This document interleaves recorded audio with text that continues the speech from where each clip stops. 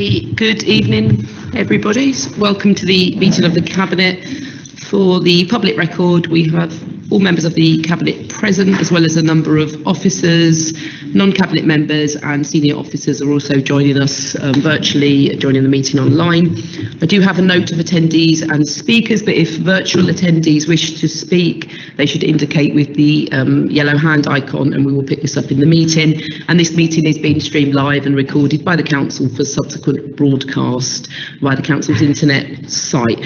So before we start, can I ask Cabinet members to introduce themselves and state their portfolios for the benefit of those who are streaming online? Sorry, Mike. Michael Carter, Cabinet Member for Environment, Transport and the Climate Emergency. Ruth Gordon, Cabinet Member for House Building, Placemaking and Development. I'm Zena Brabazon, Cabinet Member for Early Years Children and Families. Councillor John Bevan, Cabinet Member Housing, Planning and Licensed Services. Isidoros Diakidis, Cabinet Member Finance and Transformation. Julie Davis, Cabinet Member for Employment, Skills and Corporate Services. Erdal Dogan, Cabinet Member for Stronger, Safer Communities. Lucia Nesneves, Cabinet Member for Health, Social Care and Wellbeing. Thank you. We do have a rather long agenda tonight. Before we do so, I just wanted to say a few things. So this is the last Cabinet meeting of this administration. So I guess it's just worth, a lot has been achieved, and I think tonight we'll hopefully be achieving a lot more, but it's I'll save my thanks for the end of the meeting, but as I said, this is the last meeting of this current administration. And also on International Women's Day, I just wanted to say again a big shout out to all the fabulous women that we have working for us, our fabulous directors, officers, but also this is a predominantly women cabinet, and I think that's something we can all be very proud of. And another bit of good news as well, on Broadwater Farm, the news is out today that following the ballot there was an 85% yes vote, so we will be proceeding with this very, very big and long overdue development. So just wanted to say a few things and thank you to David and the team and all the effort they've put in. And I know, well, the two Davids actually, two Davids and the team that put in all those efforts. So a good day. But let's move on to the business. And Aisha, have we got any apologies? Chair, we have apologies for absence from Councillor Chamwani. Sorry, apologies for lateness. Apologies. Aisha, and is there any urgent business? There are no items of urgent business, Chair. Thank you. And can I ask if any Cabinet members have any declarations of interest to make? No. There is an item that refers to the chocolate factory, although I don't have any direct connection with it. I think that it probably is got some involvement from Collage Arson, which I represent the council as a non-voting member. So I would withdraw from that particular item just in case. Thank you, Councillor Diakidis. So item 5, which is the notice of intention to conduct business in private. So the agenda does contain exempt items as set out at item 27, which includes the exclusion of the press and the public. There were no representations received at the agenda publication stage in relation to the exempt items. So if we can move on to item 6, which is the minutes, can the Cabinet please confirm and sign the minutes of the meeting held on the 8th of February as a correct record? If you can just indicate by just saying agreed. Thank you. Item 7, matters referred to Cabinet by the Overview and Scrutiny Committee. None have been received. Item 8, deputations, petitions and questions. So I have personally met with and received representations from tenants in the row of the Homes for Haringey houses on Woodside Avenue who wanted to put forward their support for the recommendations at agenda item 17 on the consideration of the proposals for the development of the site of the former care home at 100 Woodside Avenue and the terraces at 102 to 108 and 110 to 116 Woodside Avenue. So I just wanted to make a note of that. So if we can move on to item 9, which is the Haringey School Travel Assistance Policy. Can I ask Councillor Brabazon to please introduce the report?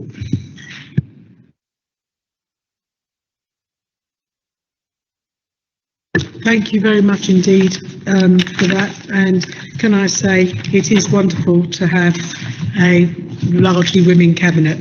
And I think on International Women's Day we'd all agree with that. Thank you. I'm really pleased to be able to introduce this report, which has been quite a long time in the making and drafting, but which is very long overdue in terms of a policy review of special needs transport. People around this table will know that this has been an issue of some considerable discussion and debate over the last few years in this borough. So bringing a policy which now sets out our duties in relation to the delivery of homeschool transport for children and young people up to 16 and those aged 16 to 25 is really very pleasing. The current policy has been in need of updating and now provides a clarity on a range of areas, including eligibility, procedures with the development of a new policy focusing solely on people requiring travel assistance, and we have now divided it up between the under 16s and the over 16s for ease of reference for families, and there are different responsibilities within these different age ranges. In terms of co-production, the review comprised a small stakeholder group, which did include officers, obviously from the Special Needs Service, representatives from the special school head teachers, and a representative from the Haringey Parent Carer Forum. This was all fed back and has informed the updated draft and new policies, which are attached. This report asks Cabinet colleagues to approve now public consultation of the policies, which will enable wider stakeholder feedback from parents and carers and providers and professionals and anyone who wishes to contribute, so that the final policies can be brought back to Cabinet for implementation. If I might say a couple more words, Councillor Ahmet. The main changes in the policy include introduction of behavioural standards for children and young people, a detailed explanation and transparent explanation of how decisions around homeschool transport are made, and this is an absolutely fundamental thing which I know is vital for families to understand that. And standardization of disputes and appeals. Obviously, we do want to avoid appeals, and if we get it right the first time, then we will. And that, of course, is a key objective. Ensuring that the transport is sustainable, looking for low emissions vehicles, emissions reductions, which I'm sure will be very pleasing for Councillor Hokata in particular. Clarification of personal travel budgets and how they're calculated. This is a mystery for most people, I suspect. And cut-off deadlines and a provision for exceptional circumstances where, according to the needs of the family, transport is provided. All in all, this is a really positive step forward, and I hope Cabinet will support the policies going out to public consultation. I know the officers are here to answer any detailed questions. Thank you. Is there any question from any Cabinet members? Yeah, thanks for this, and it is a very welcome policy that's coming through. Just wondered, because obviously one of the areas that has been under debate throughout this process has been the input of parents, carers, etc. And just wondered if you could clarify what that has been and what that will be going forward. Thank you. My understanding is that a parent care representative was involved in the small stakeholder group, but I'm going to ask the officers for more detailed response, if that's okay.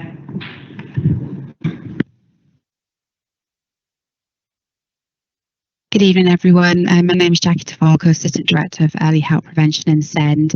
In response to your question in relation to parents and carer involvement to date, so we have had a representative from the Parent Carer Forum who has been part of the small working party, as Councillor Brabazon has indicated, but also prior to the development of this of these policies, we also wrote to all 608 children's households who receive transport to ask them for their views, and shared a consultation, an informal consultation questionnaire. And we had, just looking at my notes, 68 parents who responded to that, and we have also included feedback that we've received anecdotally about the service over the last few months since September. So all of that feedback has contributed to the draft policies that you have in front of you this evening. In terms of how we'll be involving parents and carers and young people going forward, we have been working closely with colleagues from the policy and performance team to ensure that our consultation will be fully accessible. So there will be an online form on the council's website. It will be heavily promoted through our Send newsletter. We'll be distributing it to a range of organisations within the education, health and care sector. We'll also be doing group consultation sessions at schools and education providers on request. So we're currently undertaking an equality impact assessment to make sure that the consultation is fully accessible. Thank you, Jackie. Any more questions from Cabinet members? No. Okay, so before I move on to non-Cabinet members, I just wanted to provide a quick reminder of the protocols at Cabinet, which are in accordance with provision 2.7 of the Cabinet Procedure Rules and the Committee Procedure Rule 64, that permission to speak at Cabinet meetings is provided to non-Cabinet members in order to ask questions. So that's just a reminder for everybody that the point of for non-Cabinet members is to ask questions. So I've got one question down, one member down, with it, Luke Corley-Harrison, Councillor Corley-Harrison.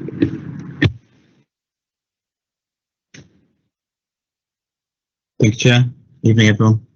Yeah, just a couple of questions on this item. The report makes reference to exceptional circumstances where an exclusion from the transport may be necessary. I was just wondering whether you can kind of give us an idea, even indicative, you know, how often that may arise, perhaps in a year or over a number of years.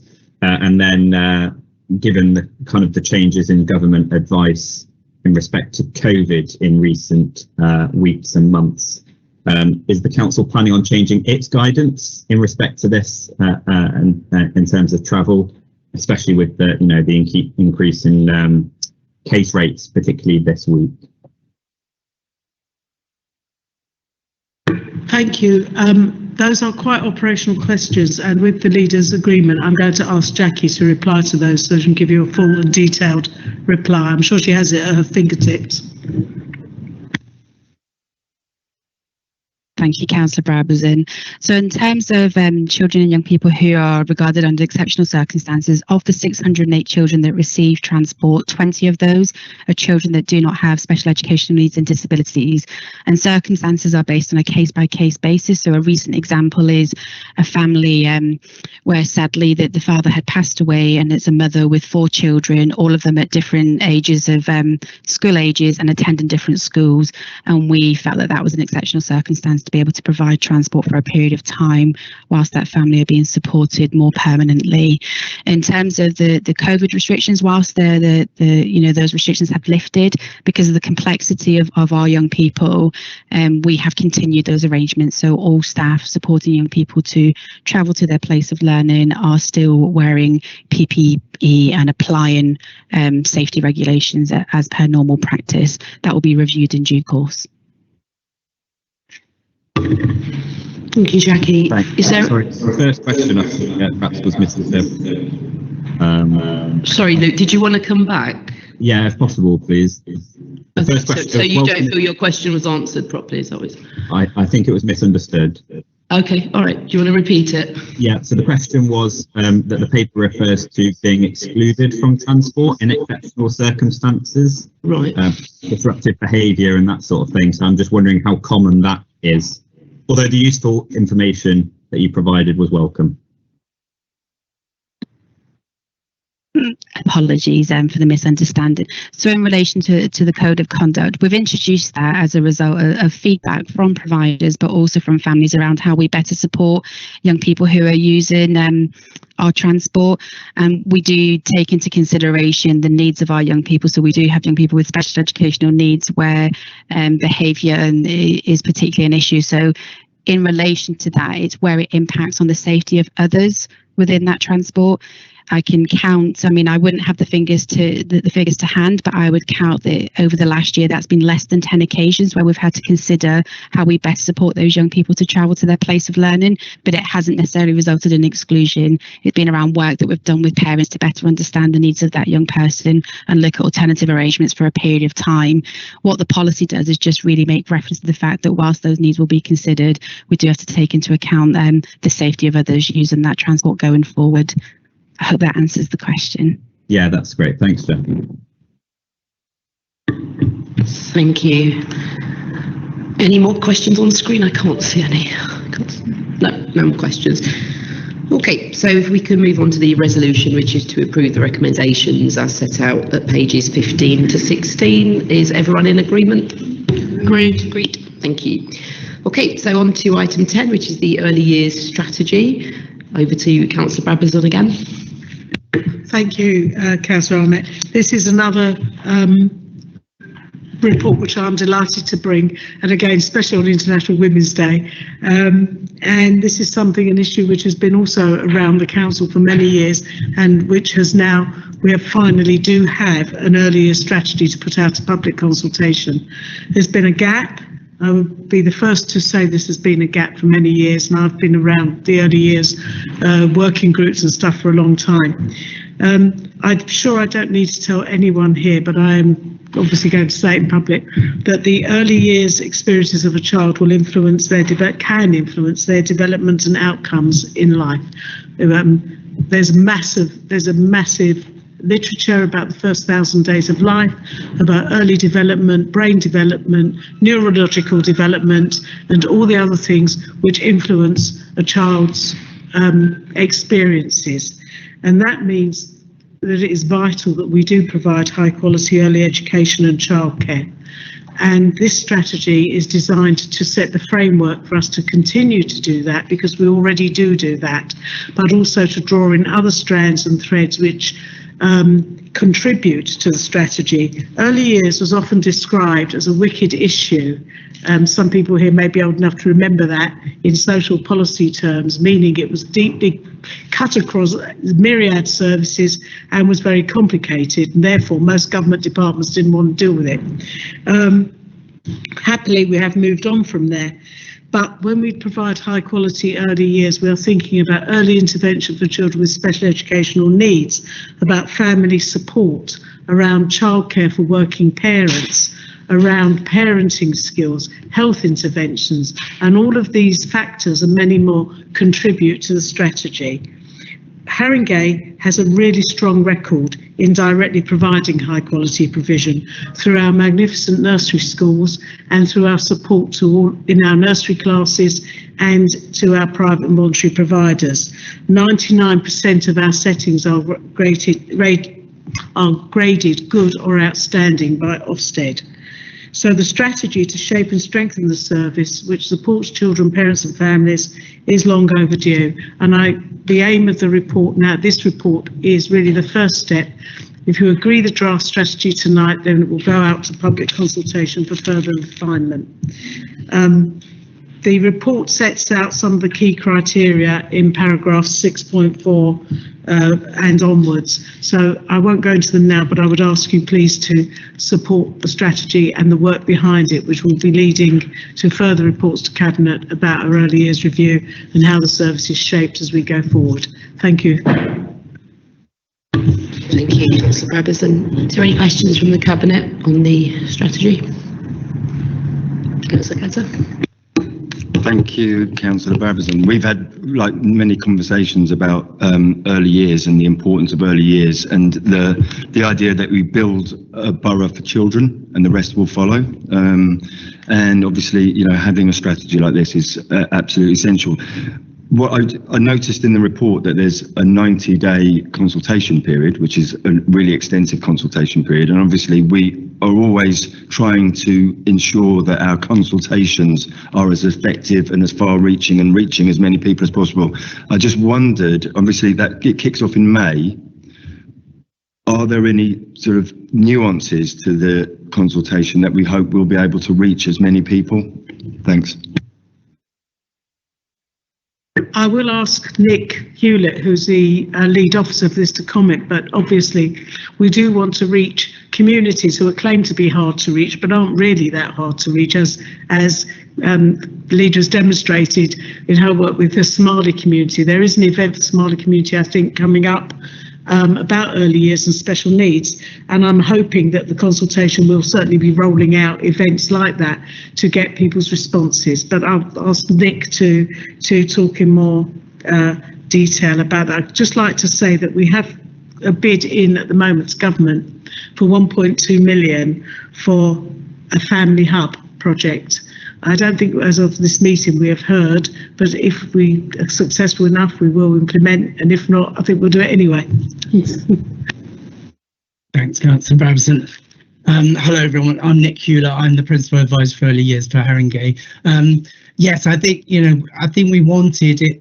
We've put the 90-day consultation because we want to make sure that we've reached as many families as possible and as many partners as possible to get a really rounded view on the priorities that we've put forward.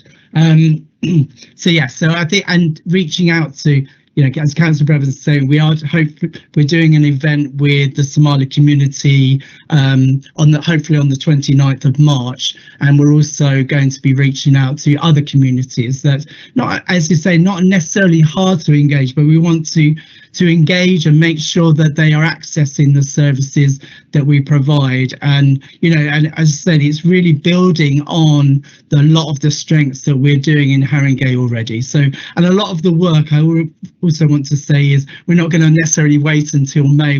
We are starting the work already. So a lot of the work has started, but the consultation period will be in May, and so please contribute, and we want to hear everybody's views. Thank you. Thank you, and I just wanted to say as well that in May this was one of our major priorities, so it's really good to see this emerge, and well done everyone. But let me just go over to Councillor Corley Harrison for a question.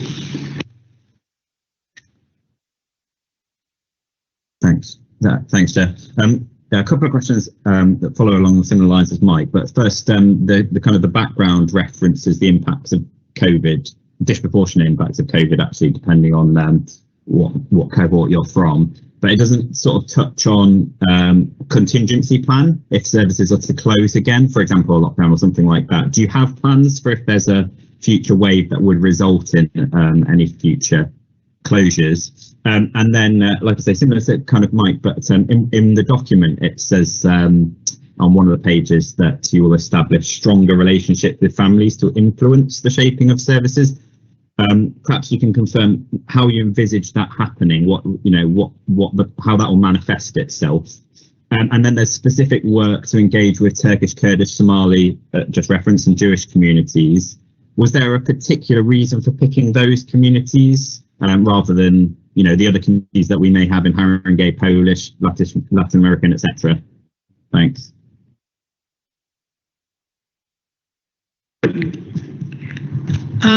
With regard to COVID, again, I think that's a sort of quite an operational question, which I'm sure Nick can respond to. I would say that all our early years settings pretty much most were open for most of the lockdown, much like the schools. I think the early years workers, like our schools, have been quite heroic in the work they've done with children and families and keeping services going, some online, but often in person for the most vulnerable children. So I'm sure Nick can comment on that further, Luke. With regard to strong relationships with families, early years is all about strong relationships with families. So we start with a very strong base. It's impossible to run early years provision without talking to the parents all the time and engaging and reporting back.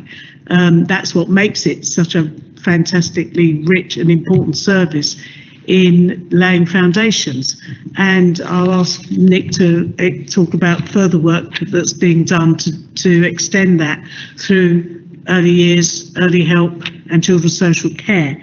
And your reference to the communities, these are communities which have been underrepresented underrepresented. For example, the Orthodox Jewish community, which has 6, 7, possibly more thousand people living in South Tottenham, there is only one nursery in Tottenham for that community. So working with that community is really important to extend and also ensure the high quality of provision for all the families. And I know Nick has been doing a lot of work, and you might want to comment on the work you're doing with the Turkish Kurdish network, the Smiley network.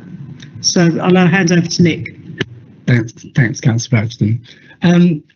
So yes, the impact of COVID, as we know, on all our families has been, tremendous, and certainly on our youngest children, and that's why we've got having a real focus on, social communication for our youngest children, because some of our youngest children have been born during COVID and spent their lives in a pandemic, and therefore, certainly for their families, that isolation has had a real impact. So some of the services that we really want to develop and enhance, I'm going to say enhance because we have a lot of services there already, is to support those families, and really support our youngest children to begin to have, those interactions with other children and families that's so really, really important to their development.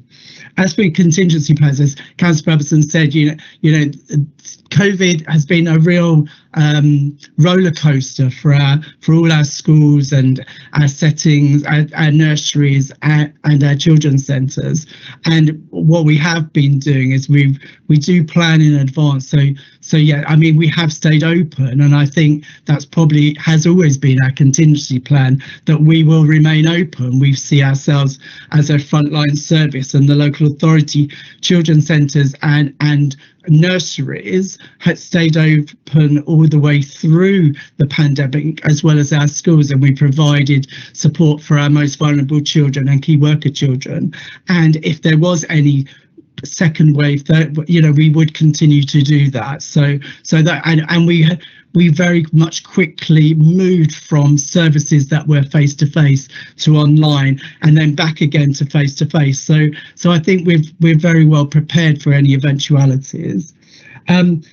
As I say, as Councillor Brabazon said, the parents, are key to any development of an early years strategy, and therefore we want to use any existing forums that we have, and partnerships that we have to get their views, which are really key to shaping our services. So parents will be really at the forefront of shaping and have it being in co-production with us as we develop the strategy as we move forward. Councillor Brabazon has talked about the Orthodox Jewish community, and that is a community that we haven't, it has been challenging to engage with in the past, but at the moment we're doing some really amazing work with a Triangle Children's Centre, and we have a dedicated Orthodox Jewish worker who has been working with the community, and so we're making real strides to really engage with them. And the reason why we will be working with all communities, but the Turkish and Kurdish community, if we look at attainment at the end of reception, are the children that we have to narrow the gap with. They are the group, and they're not a huge number, but we want, and they're also a group that are not necessarily accessing childcare. So we hope that by supporting them and working with them to look at the barriers that they're facing about accessing childcare, that when they're in childcare, that will enable them to, so that we can narrow the gap and ensure that all the children, reach the outcomes that are needed for their next stage in their education. Thank you. Thanks, Nick. That's very helpful. Thank you. Any more questions? Online. Okay, so if we can move to the resolution, which is to approve the recommendations as set out at page 180. Is everyone in agreement? Agreed. Thank you. Okay, item 11, which is the 2021-22 finance update quarter 3. Councillor Diakides, can you please introduce the report? Thank you, Leader. Yes, this is obviously the standard regular report updating us on the current situation and the best predictions for the end of the year. And I think that the overall picture of it is that roughly is marginally less predicted overspend, if you like, than in quarter two, but that in itself probably masks a mess of underlying factors and changes of one kind or the other. But the broad picture is that we are within the parameters overall. I think that the protagonist in that particular story as it unfolds is of course the pandemic. There's the direct implications of it, the ones that we have predicted adequately, we have taken into account, and as you see in the report, the predictions have met completely. But then there are the less predictable uncertainties about the knock-on implications, both in terms of latent demand, the impacts on staffing, both to us and to various providers of services to us, and also the inflation, which in certain aspects has spiked on certain aspects of the commissioned services hugely, well beyond the normal inflation rate or the average inflation for other services. But taking all those things into account, we are predicting a small reduction on the projected overspend by the end of the year, which is well within the provisions we've got already for covering all that. Having said that, obviously we're continuing our efforts to just contain as much as possible and find ways of reducing the expenditure wherever it's appropriate without risking damaging the services or causing long-term implications, budgetary implications overall. I think that it's worth pointing out that the report covers numerous little adjustments of one kind or the other that they are done at this time of the year, one way or the other, and therefore the recommendations are involving numerous bits and pieces of decisions that we have to make and the environments and so on. I'll be happy to answer any questions, but I'll be relying on the details a lot on the assistant director who's with us and who knows every little figure and number in the report. I'll leave it at that and just answer any questions there. Thank you. Thank you, Councillor Diakidis. Is there any questions from the Cabinet? Councillor Desneves. Thank you. I just wondered if you could expand, and it might be a question for you or John, a little on the ongoing impact of inflation, in particular in the medium term, especially given that we're actually seeing that growth of inflation consistently in those figures. Can I just say, this is a huge, in the demand-led social care budgets in particular, the aspects of the services that we're commissioning, the inflation has gone amazingly high in some aspects. It's shocking. I think the most expensive cases of, for example, children placements that we put young teenagers with multiple needs, etc., has jumped from 6,000 for short-term accommodation that we have, from 6,000 to 16,000 a week, for example. That's huge within a few months. And we don't know how it will pan out in the longer term, but there is that. What we have is a adequate, we think, contingency for inflation in general. Within that, it seems that it covers all the aspects. But I'll ask, Thomas, if you want to expand a bit more in detail on that one, I'd be really grateful. Yeah, thank you. Thank you, Councillor Diakidis. Thomas Skeen, Assistant Director of Finance here. The only thing really to add to that, I think, is that, yes, clearly inflation is of concern to us because it will and is impacting on our finances. It's been one of the key pressures that we've taken into account in the setting of the coming year's budget. Thank you.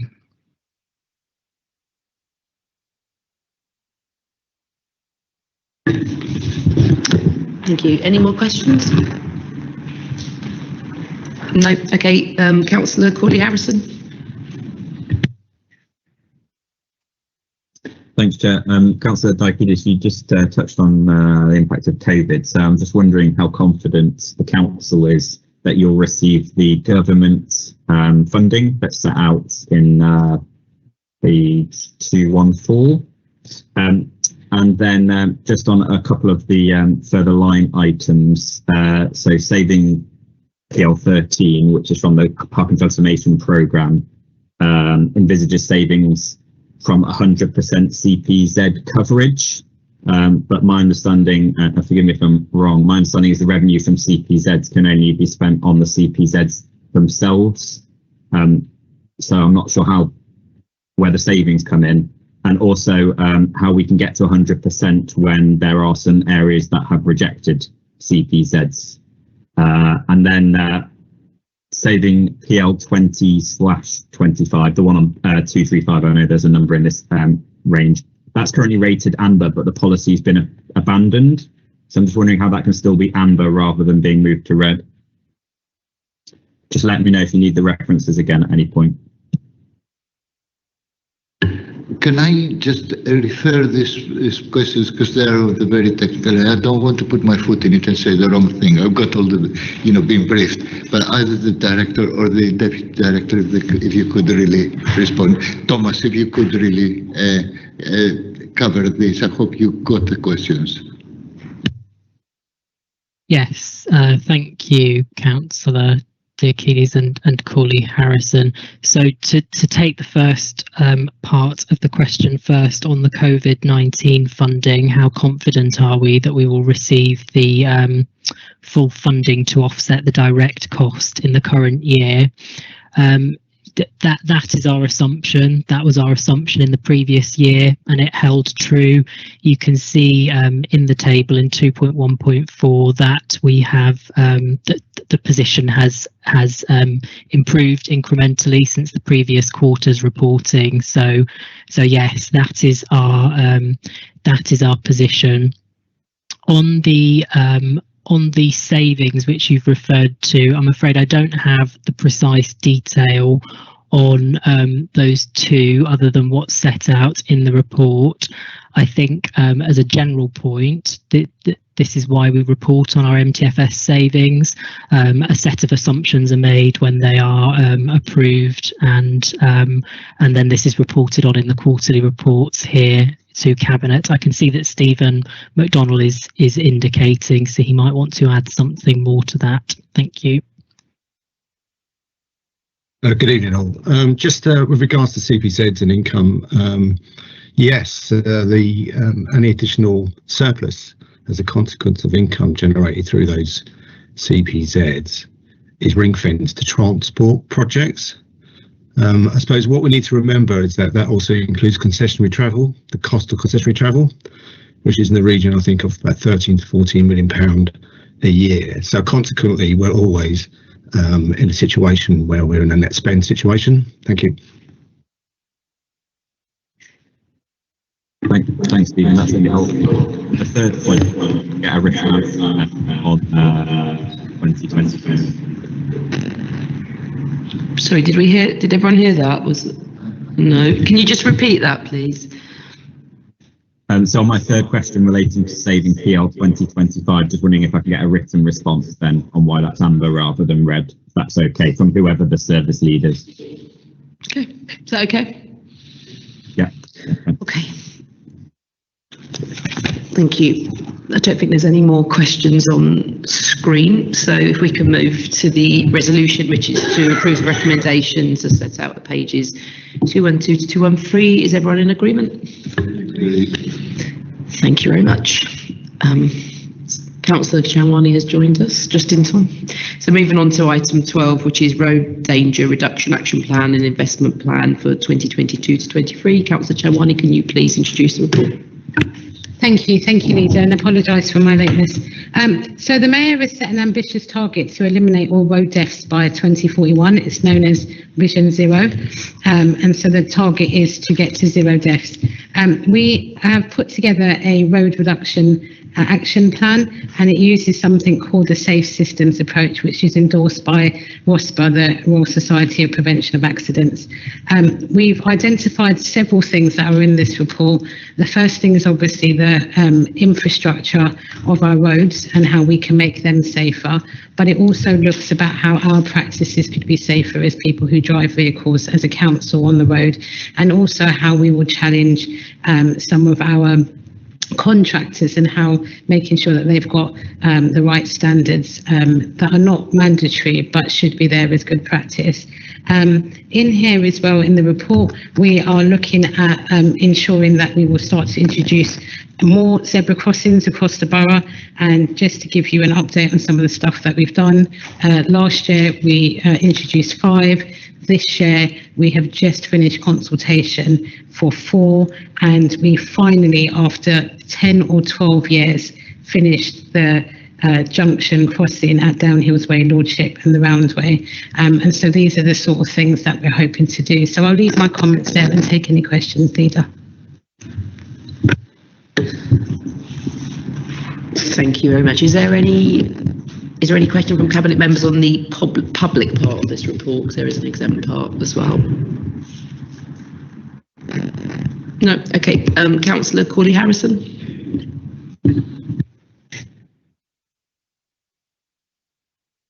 Thanks, Chair. And thanks for the report. It's really welcome. I sat on the Community Safety Outside Body for the first 2 years of my term, and we were presented to by ROSPA on a number of occasions. So lots of stuff in this is really welcome. One of the sections sets out the kind of the intention of the council to remove its existing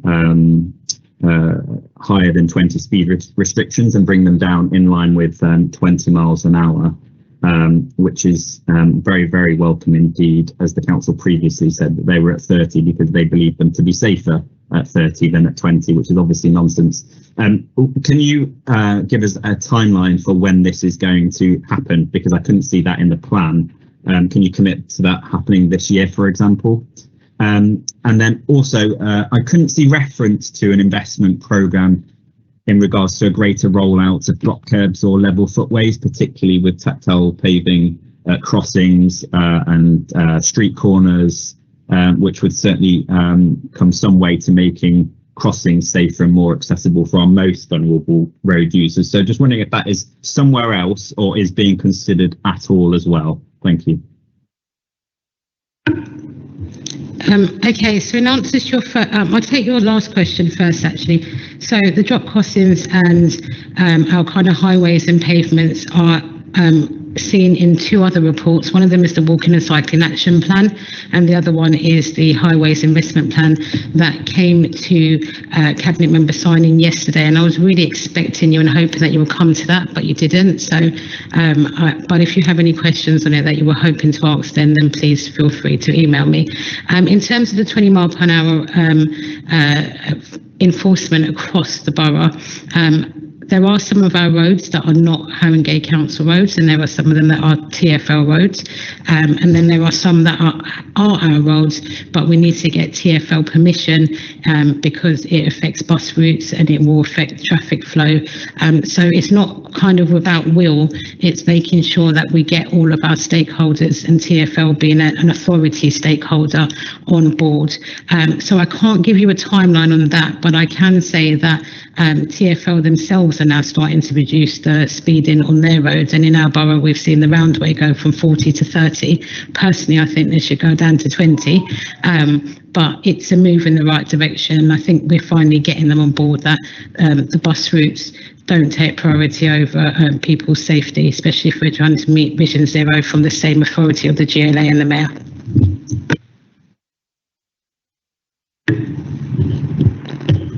Thank you, Councillor Chamwani. Is there any more questions on screen? I don't think so.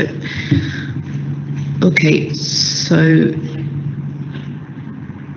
this is an exempt type, sorry. So the resolution is to approve the recommendations that's out at pages 266 to 267. Are we all in agreement? Agreed. Brilliant. Moving on to item 13, which is the parking investment plan. Councillor Chawani. Okay. I knew I forgot to do something. So parking can play a major role in shaping the neighbourhood and how the public realm is used, and pedestrians, disabled people and those with mobility needs are going to be at the heart of our policy making process. We've started an ambitious programme to tackle pavement parking in the borough. We have over 100 sites with pavement parking, and all of them need a bespoke solution if we're going to tackle them, so it can't be a blanket one size fits all. We're working with disability groups, continuing to work with disability groups around that disability parking action plan. We've already issued 1,000 free resident virtual permits for blue badge holders, and hopefully this will see a huge drop in blue badge theft across the borough. There's a few things in here that I kind of want to highlight because the introduction is really long, but one of the things that I want to highlight is that disabled people have said that it's very unfair that they are being charged every time they get their badge stolen. So tonight, one of the things that we're going to hopefully agree is that we will scrap that charge for disabled people who have their badges stolen. They've already got a lot to contend with smashed windows, etc. The other thing that's coming quite prevalent is how people are using visitor permits, and it's becoming really apparent that the changes in adult social care over the last 10 years has become more fragmented and more around personal budgets, and that what that's leading to is a plethora of thousands of social care providers in our borough, and none of them are really wanting to spend the money on ESPs, which is a corporate product that we give people working in the borough. What that's led to is that actually some of our most vulnerable people in the borough who are receiving care at home are having to pay for carers to come to their house and also pay for their parking. So one of the agreements in here today is to start to try and understand that a little bit more, with the view of whatever the solution is that it will be free to those people.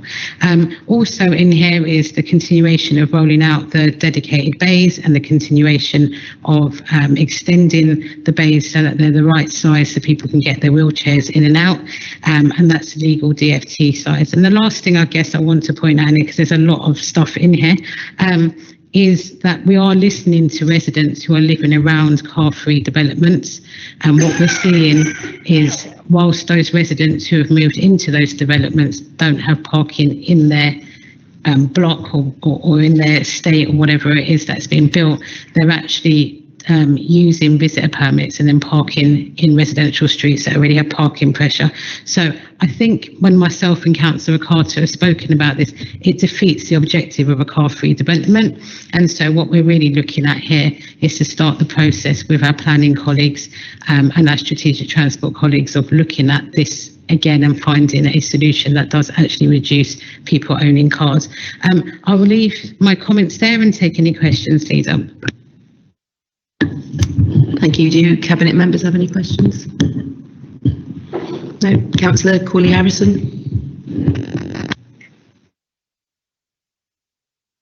Thanks. So I'm not sure if you were in the room at the time, Councillor Chawani, but this partly follows on to a question to Councillor Diakidis, which relates to the rollout of CPZ. So the Alexandra West, for example, CPZ result didn't show a majority in favour on any road. I'm assuming that won't mean a rollout of CPZs there. Given that the council plans to at some point get to 100% CPZ coverage as per the financial report, how long do you expect it to be before that area, for example, is revisited and asked again whether they want a CPZ? Is there a time frame for that? And then as part of the work to tackle pavement parking that you referred to in your introduction, there's a few other items which I think are issues. So will you also look at stopping hire bikes being left in the middle of pavements, for example? These are the roaming bikes. I know that we have a block on them in our borough, but they still get left on pavements. And also we look at tackling the issue of motorbikes and scooters and other motor-powered two-wheelers from being parked on pavements rather than in parking bays, or parked next to cycle bays or attached to Sheffield stands, trying to get away, with it, basically. They should be obviously in parking bays, and similarly vehicles that are parked off-road or in driveways but overhang onto pavements. Is that being tackled as well? Thank you. Thank you, Councillor Paulie Harrison. So just to revisit the CPZ question, yes, I was here, and I also heard that the director had responded, and he's going to be over the moon that you also want me to respond as well. So I won't repeat what they said, apart from the fact that when we're talking about the income and the £30 million in concessionary travel, a huge percentage of that, if not you're looking at over 80-90% of that 13 million is on freedom passes. So how the saving is worked out is that we have to pay the freedom passes bill, and we hope to get the income from the parking charges and the parking enforcement, and should we not, then we're having to take that out of the general fund. In terms of your question around the 100%, I think we need to look at scale. So one of the things that I would say to you now is, if the next 5 CPZs say yes, then we would need to then recruit more CEOs, not chief execs. Don't worry, Andy, we're only going to have one of them. We will have to recruit more civil enforcement officers to then take on that demand. So I think where we're at now is at that. We're close to that 100% breaking point. We're not there yet, but the more that demand increase, the more that we need to bring in enforcement, and then those costs move and change because they're variable. And obviously it also depends on whether residents want to have a 2-hour CPZ or a 10-hour CPZ or a weekday CPZ, and what the staffing around the enforcement is for that and what that costs. In terms of whether we will keep revisiting Alexandra or any CPZ until they say yes. I've never been a big fan of the people's vote, so I wasn't going to be a big fan of keep asking them the same question again and again until we get the outcome that we want. The CPZ policy that was passed at Cabinet in March 2020, which I appreciate the week after we hit a global health pandemic and not many people read it, actually says that we would review all CPZs within a 5-year period. So we won't keep going back, because it's a complete waste of resources asking people the same question again and again, expecting a different answer. In terms of the pavement parking, you've listed a few things here around the hire bikes, and I know that Strategic Transport did have a policy that came in 2019, which, as you said, has put a block on those bikes in the borough. However, it doesn't stop people doing it, so there is a role there for enforcement. Now, we can't get Veolia to pick them up because they're actually property that we can't dispose of. So this, from what I'm hearing from your question, it's still problematic, maybe not to the scale it would have been if we didn't have the block, but still needing our intervention. In terms of the parking on pavement from overhanging cars, bikes, etc., this doesn't actually fall under highways per se, and there is a conversation there that maybe it needs to, but it actually falls under ASB enforcement because of the different types of laws that we have to use on that.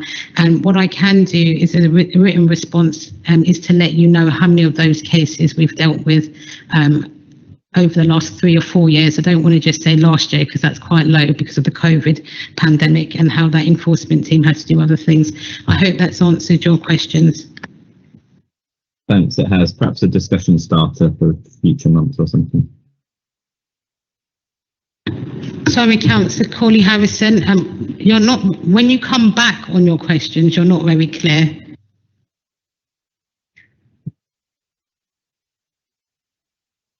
Now we can't hear you at all. I must leave a pause, I think. I said perhaps it's something that will be a conversation starter then. Thank you. Thank you. I don't think there's any more questions, so if we can move to the resolution, which is to approve recommendations as set out at page 321. Does everyone agree? Agreed. Okay. Item 14, which is the outcome of the public consultation for the Wood Green controlled parking zone. Councillor Chamwani, please. Thank you. So it's almost like we knew what the questions were going to be from Councillor Cooley-Harrison, because now we move on to a consultation on a CPZ. I think it's better that I start from the outset to say that this wasn't a consultation to introduce a CPZ. This was one of those ones that we're now starting to put on review, and the last time this was reviewed was more than 5 years ago. We've done a different review here. We asked two separate types of questions. Firstly, whether it's working, but secondly, whether people would like the CPZ to be split up into 5 different mini zones. And when I use the word mini, I want to say that those zones would have been the same size as all the other zones that we have. This is a massive zone. It covers 5 wards, which is why it is coming to Cabinet and not been done as delegated authority. The response was really clear that firstly, people wanted to keep the CPZ, which is good news, but also that they didn't like the demarcation and the way we were splitting. This was on every single road and every single ward. We diced it up as many ways as possible, and it was an ultimate no in all of that analysis. So we're here tonight just to ratify that we've heard the residents based on the 2020 policy in March. It didn't hit the 50% threshold. It was over the turnout figures, and therefore we're here tonight just to agree that we won't be going ahead with any changes, and the CPZ will stay with an inner and outer zone as it is now. Thank you very much, Councillor Chamwani. Any questions from the Cabinet? No. Councillor Cooley-Harrison. Thanks. Yeah, you just referenced the response rate there, which didn't meet the threshold of 10%. I believe that there are other CPZ reviews coming forwards. So what learnings can be taken from this one, which you would hope would elicit a response that would take future of these reviews to above the 10% threshold that's needed?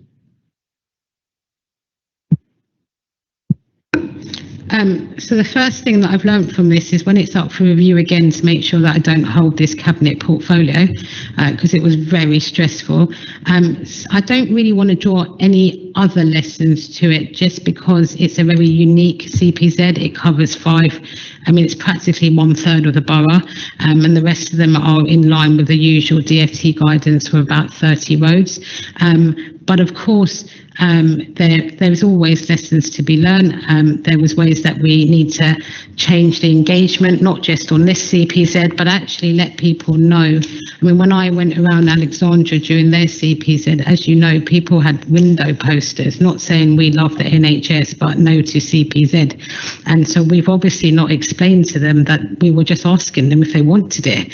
We weren't telling them that we were going to do it. So there's a lot of language issues that we need to have looked at again to make sure people realise that this is about asking them and then also involving them in the co-production of what that would look like if they wanted to have it.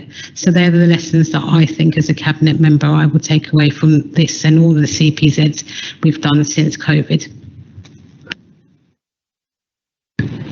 Thank you, Councillor Chamwani. Okay, if we can move to the resolution, which is to approve the recommendations as set out at page 333. Are we all in agreement? Agreed. Thank you very much. Item 15, which is the report from the Local Government and Social Care Ombudsman, and I'm going to hand over to Councillor Dasnev to introduce the report. Thank you, Chair. When things go wrong, we should acknowledge that and set out what we'll do to improve. Notwithstanding the fact that often aids and adaptations can be complex and involve very many different stages and different parties, including surveyors, OTs and equipment suppliers, we clearly failed to deliver in a timely manner in this case. And it's true that this area of our service has had issues for several years. As well as working with this family to progress their project and make right, we've also set out a plan for service improvements, including work with service users to make those improvements and set out how we can improve the service, make sure that people get their aids and adaptations, and also improve our communications. And so it's with that view and with that service improvement plan before you that I recommend this report to you all. Thank you, Councillor Disneves. Is there any questions from the Cabinet on this report? Councillor Bevan? If I can ask Councillor Disneves, are you confident that the improvement plan will be successful? Because as you said, this is a service that has had problems in the recent past and it's devastating for the residents and the people involved, you know, when things go wrong and become really confused and convoluted. We are redoubling our efforts, and it's something that I'm monitoring on a pretty much weekly, if not monthly, or monthly, if not weekly basis rather. So I think we're putting every effort into it, and I don't know if Beverly might want to come in and just talk a little bit about what we're doing. Thank you very much, Councillor Disneves, and thank you, Councillor Bevan, for the question. Yes, so not to repeat what Councillor Disneves has already said, but really just to expand. It is a really complex and challenging area. I think people will be aware we're coming through COVID with all the sort of limitations that had on us. However, that's no excuse for us not being proactive in our communications with our residents. As Councillor Disneves has said, we've sought to write this by actually involving experts by experience, actually people who've been in receipt of our service to help us change the service and the way we respond and some of our processes, and that work continues today.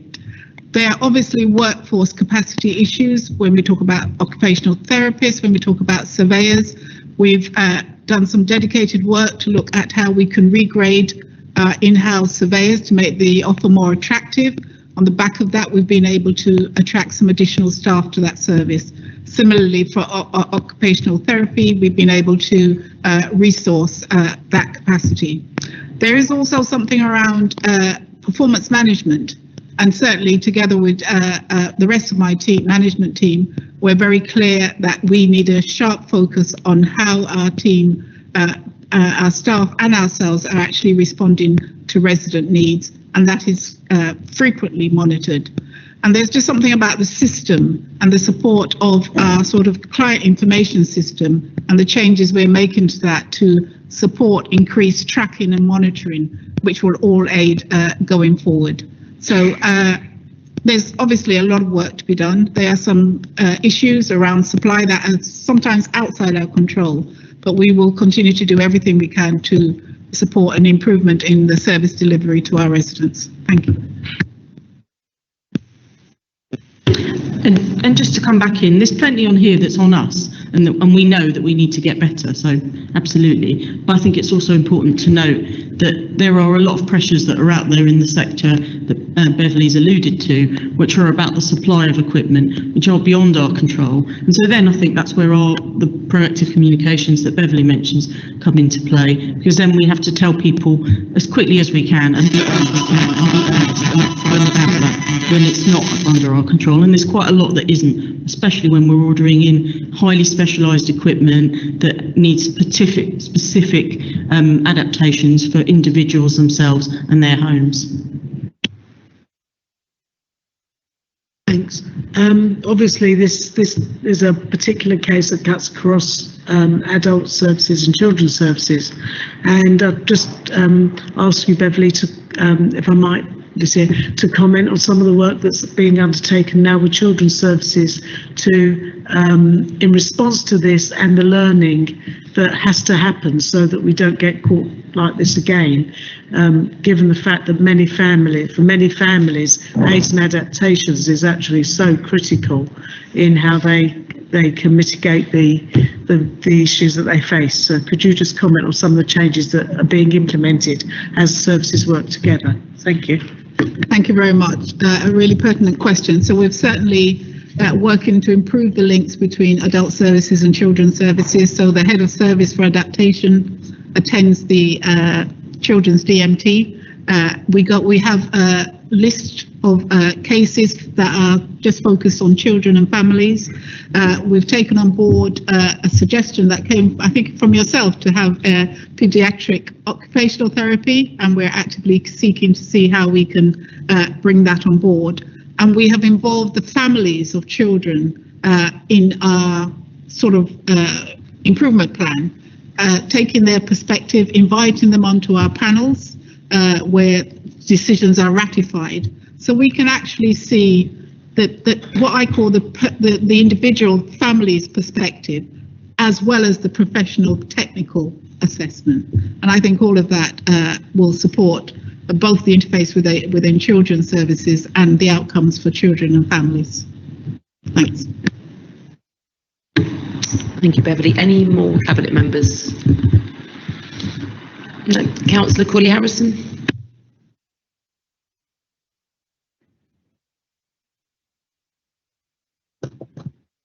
Thanks, Chair.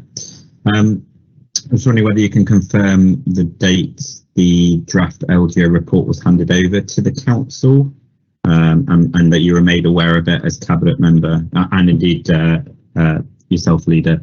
And the report makes reference that the council didn't fully cooperate. Was there a particular reason for that? And are you aware of any other reviews of a similar nature the LGO is taking in respect to Haringey?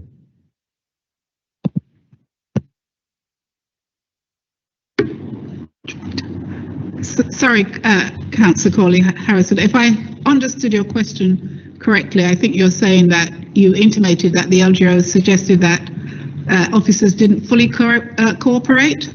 That is complete news to me, and I don't agree with that statement at all.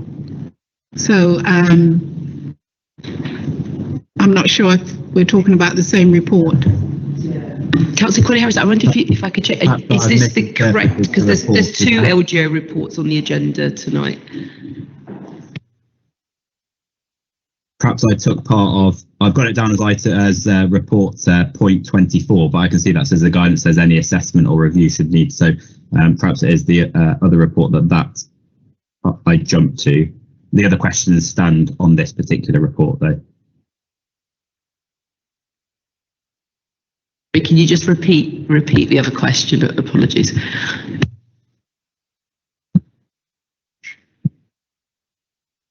Sorry. My mic only appears to be clear when I have my camera on, and the camera takes a while to load in. So it's the date that the draft report was handed to the council, and whether you received it straight away as Cabinet member, and if you're aware of other similar reports that may be undertaken in respect to Haringey.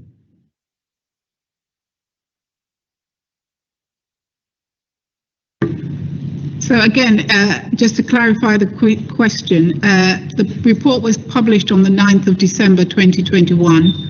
That's also contained in the report that's in the documentation. I'm very clear that as soon as any information from the LGO is shared with the service, we speak to our lead member about it. So she was fully cognizant of the report, even at its draft stage. Thank you.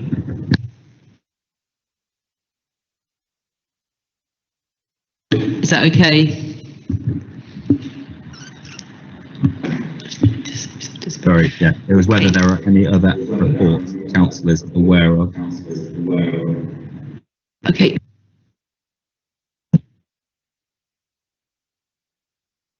Related specifically to Beverly's area, or do you mean LGO more generally? No, related to this area, sorry. Okay, so Beverly's area is. I'm not aware of any other reports to be published from the LGO on adaptations and equipment. Thank you. Thank you, Beverly. So if there's no more questions on this one, I don't think there's any on the screen. If we can approve the recommendations as set out at pages 409 to 410, are we all in agreement? Okay, so if we can move on to item 16, which is a report from the Local Government and Social Care Ombudsman, and I'm going to introduce the report myself. So on page 409, so the Ombudsman has made a report finding fault with the council in relation to a complaint which was made by Mr. and Mrs. X, and asked the council to take certain steps to remedy that fault. This report summarises the Ombudsman report and the steps that have been taken to date, and it also proposes further steps to be taken by the council in response to the report. So the Cabinet is being asked tonight to consider the Ombudsman report, which is Appendix 1, and the steps which is proposed to take in response. So in terms of the recommendations, the Cabinet is being asked tonight to accept the findings and recommendations of the Local Government and Social Care Ombudsman in the report shown at Appendix 1, to endorse the actions taken by the council, which are laid out in paragraph 6.11 to 6.14 of this report, to adopt the report as a council's formal response under section 31 Local Government Act 1974, which will be communicated to the Ombudsman, and to adopt the report as the Cabinet's formal response as required by section 5A Local Government and Housing Act 1989 for distribution to all members and the monitoring officer. Any questions?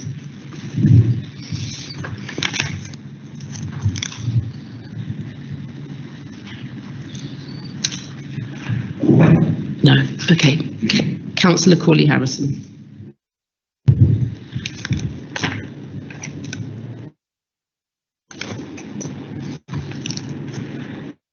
Am I on? I can't, it's hard to tell.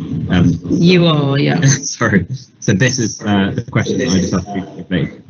Item point 20 of their report, that the council wasn't cooperating for that. I'm getting terrible. Oh. It's because my microphone was on that it was then drowning you out, so apologies, I've just turned it off. So if you can just start again, please. Yeah, so on it's page 444 of the pack, but it is point 24 of the report. It indicates that the council failed to respond and it wasn't even-handed in its approach. So what was the reasoning for the council not responding and not cooperating? Thank you.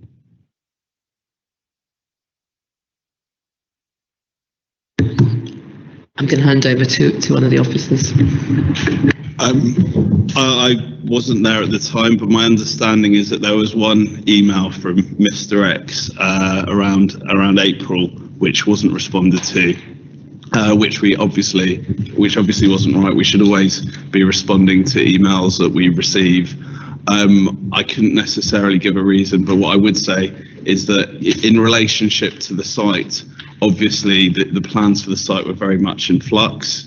It was during an election period in which there was likely to be a change in approach to the site, so that may have guided it, but I don't have insight into why the specific officer who was emailed didn't respond to that email. Thank you, Robbie. Okay, is there any more questions on screen? No. Okay. Sorry, Chair. Oh, apologies. Yeah, so Councillor Ejiofor, your question, please. Thank you very much, Chair. Just two questions, one of which is, I note that the response points out that there are specific flaws that the council has accepted responsibility for. Firstly, could you just clarify which the faults are that the council does accept responsibility for? And if I can just, on the basis of that, ask my second question once that response has been received, please.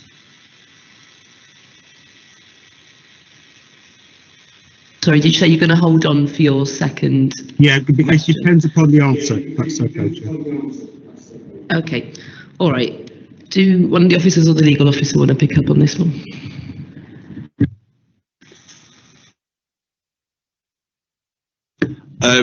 I think, you know, the obviously what the Ombudsman refers to the decision in March 2020 being a flawed decision, and I see, you know, that's what we've accepted as the council. So yeah, and obviously what the Ombudsman has stated derived from that Mr. X has suffered from an injustice, so we've apologised to Mr. X and we've paid him the £1,000 compensation that we were asked to compensate him with. Thank you, Chair. Just on the Councillor Edgeworth, just to clarify, 4.2 in the report does identify the several areas of fault are outlined in more detail. But your next question. Thank you, Chair. Within the report, it actually says that paragraph 37. Sorry, Chair, your mic's on still. Thank you. Paragraph 37 said, had he, as in me, not made that decision, then the development is likely to have progressed as had always been intended, including the demolition of the terrace of properties. That's the decision which is described as being flawed. Would you agree with me that in reality, the decision not to progress with the demolition of those properties would always have been the same whenever it was taken, and it will be the same whenever it is reviewed?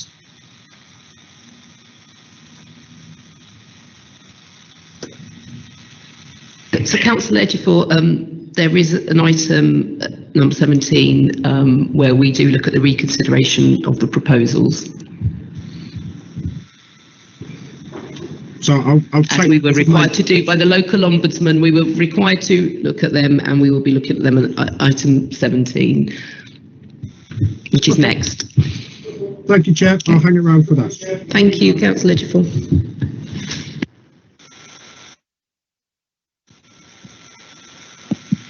Is there any more questions on the screen? No.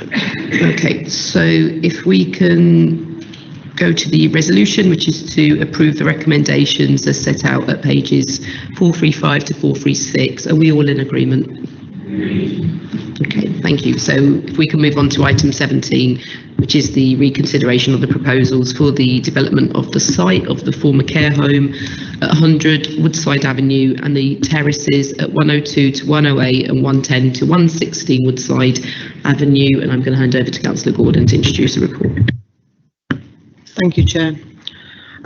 So the recommendations from this report is that we do not acquire 104 Woodside Avenue, and that we don't consider the potential decanting of the tenanted properties, and that we proceed with the proposal that is subject to a planning application HGY 2021-2727, and that there would be a further report brought to Cabinet for a final decision regarding the development. I want to make it quite clear, though, that in putting forward these recommendations, that we've taken very deep analysis of various options, as we were expected to do following the Ombudsman's report, that we've considered in detail every single option, and those options are outlined in the report, and that I'd been specific with officers, and officers have been very diligent in going back to first principles. You can see in the report that there's a detailed financial analysis of the different options, and it's clear that the preferred option is the only possible option that we can go to, and so that's the one that I'd be recommending that you accept as a Cabinet tonight. It performs the best financially, it will deliver us the homes more quickly, and it minimises disruption to residents. So I'll leave my remarks there for now, and I'll take any questions. Thank you, Councillor Gordon. Questions? Okay, let me start. Okay, Councillor Dasneves. Wow, I got in there first. Look, the reason for the recommendation for the preferred option here is given as that redeveloping the terrace means we'll only get a net increase of 6 homes in total. So my question is, why is that, given that for many years it was suggested that we could get a much higher number on that site? Yeah, thank you for the question.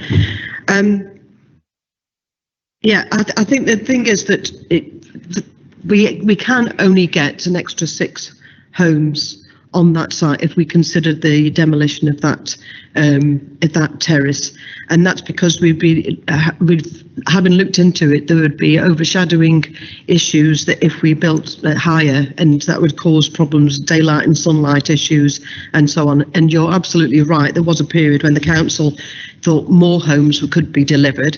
That was based on work done many years ago when the renowned HDV project was still under consideration, when it was proposed that 92 homes would be on that site.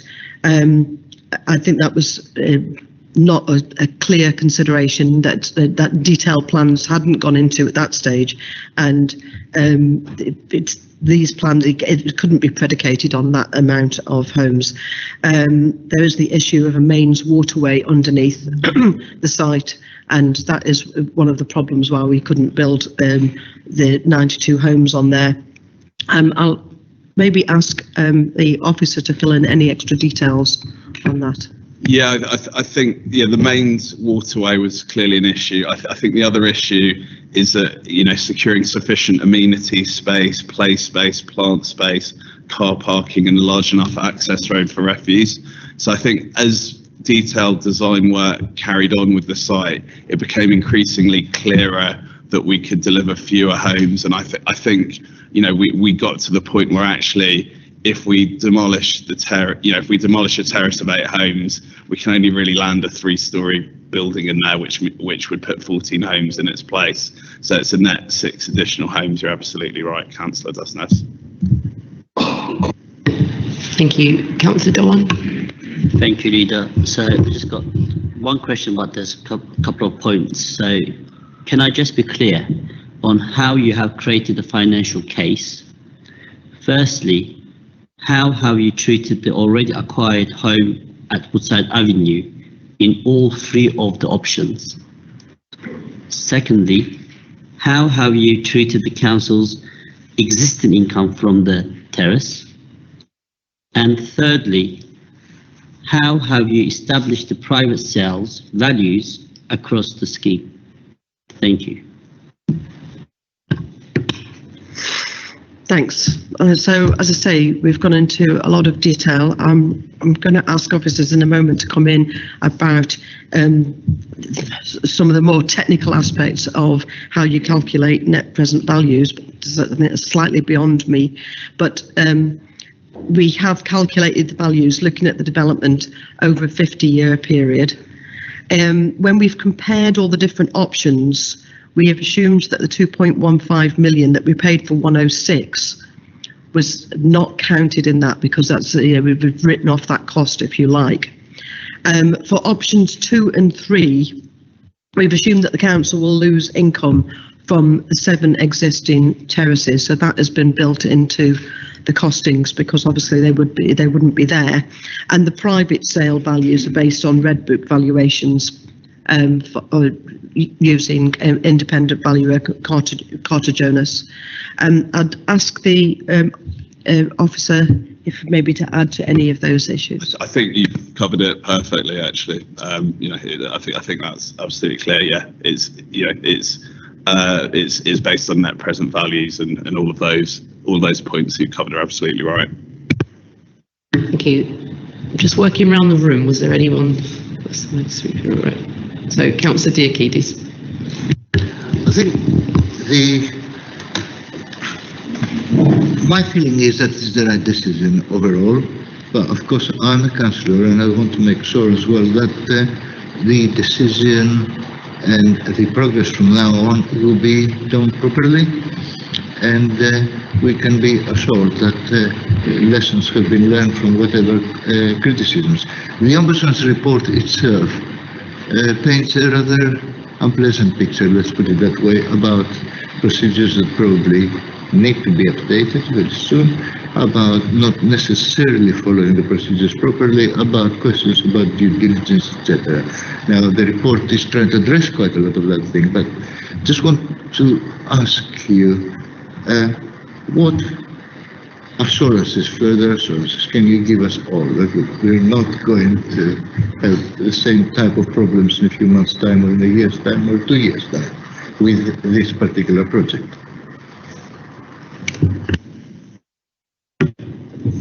Well, obviously, as I've tried to get across, we've taken this report very, very seriously, and yeah, I think you're right, and that's, you know, I fully support the move by the leader of the council to launch an independent external investigation into that, and we obviously understand that they're into the historic processes that have gone on. There's also a police investigation. In terms of how we make sure that all of our housing schemes are robust and looked at in a robust manner, I think there's been a big improvement in the last few years. Over the issue of Cranwood in particular, we didn't have a housing development team. We have now got a very strong team with a very robust process in place. And again, I'm going to ask the officers to elaborate on that. But you know, any scheme that we put forward, and we are bringing forward now a whole number of schemes, one of which will come up later in this cabinet report, which it was an extensive scheme of 80 homes and some workspace.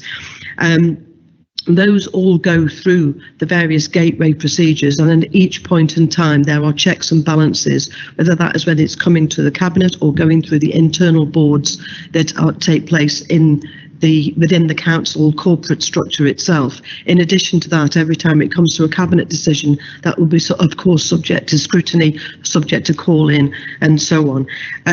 So I think there was all of those procedures that are in place that we are absolutely clear about, that maybe that wasn't the case in terms of developments at when these initial when the Cranwood scheme first emerged in reference to this report. But I'd just maybe ask Robbie to elaborate on the internal systems. Yeah, I mean, Councillor Gordon's exactly right. You know, the sort of early decisions around Cranwood came at a time when we didn't have a team and we didn't have processes or procedures in place. Now every development follows a number of gateways before it can proceed. We start with Gateway 0, which is a cabinet decision to work up feasibility on site and on a site. And crucially, we don't spend a penny of public money on the scheme until we get that cabinet approval. The next gateway is Gateway 1 at Council Housing Delivery Board, which is an officer board, which approves budgets for early feasibilities all the way through to planning. Gateway 2 is the planning process, which can either be a delegated decision or a committee, depending on the size of the scheme or the nature of the scheme. Gateway 3 is the award of contract, and this is generally the final decision before we actually get going on site. And in the case of this particular scheme, we will come back at a later date for the Gateway 3 decision. In fact, we'll come back at a later date for the Gateway 2 decision at Planning Committee as well. So in terms of where this scheme is actually in our gateway processes, it's only actually cleared Gateway 1 at this point. And then gateways 4 and 5, which are the last gateways. Gateway 4 refers to practical completion, which again is agreed at Council Housing Delivery Board, and Gateway 5 refers to the settling of defects. But as you can see, we have a very different and robust process that has been in place for a few years now, and I hope that can give cabinet assurance that we won't make similar mistakes again. Councillor Brevison. Thanks, Chair. I think this has been obviously has shaken us all up, receiving this Ombudsman report and the implications of the report and what the Ombudsman has had to say. And it's obviously now, it's just 2 months since the report was received, and we've been asked to reconsider all the possible options for the site.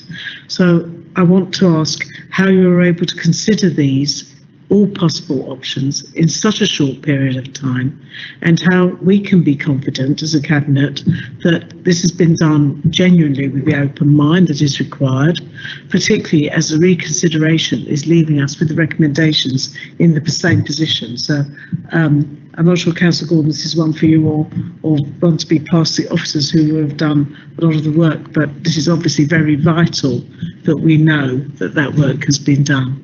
Thank you. Well, first of all, I'd want to give you my assurances that as soon as we knew about this report, that I was having numerous discussions with the officer group to clarify.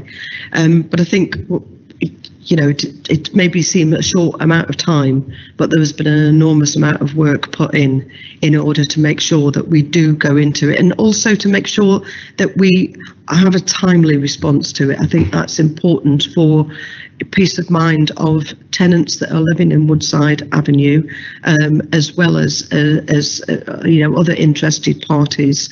And I think that we have to have a resolution of this. So I think that we didn't want to be dragging our feet, but also that does not mean that we haven't looked into all of these options thoroughly, and I am confident that we have done that.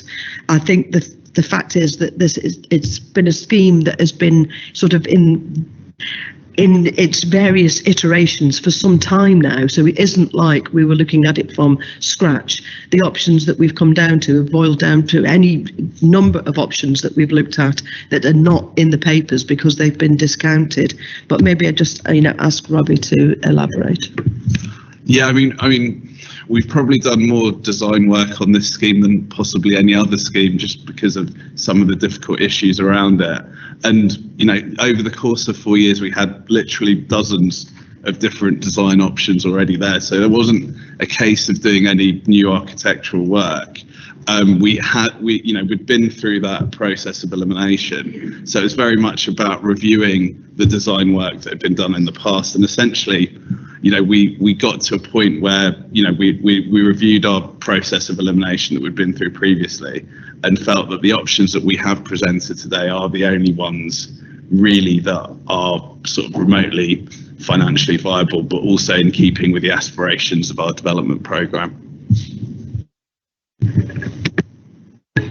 Any more questions from the Cabinet? Councillor Chalwani. It's just a quick question. It might be a long answer, but it's a quick question.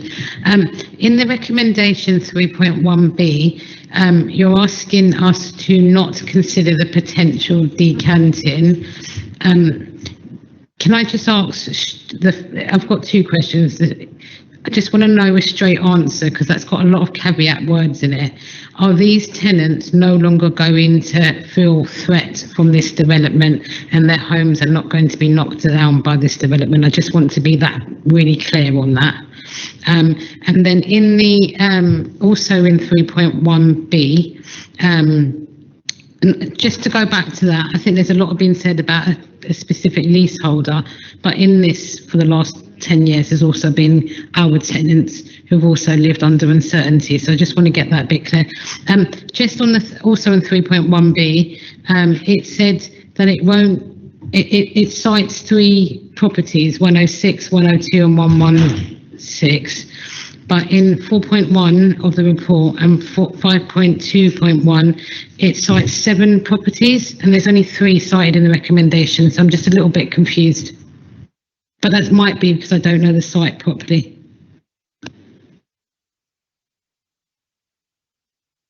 Yeah, so 3.1.b refers to the Cranwood Care Home and the two blocks of terraces, whereas the 7 properties that we own are 7 individual houses on the 2 terraces, on the 2 terraces, which make 8 houses in total.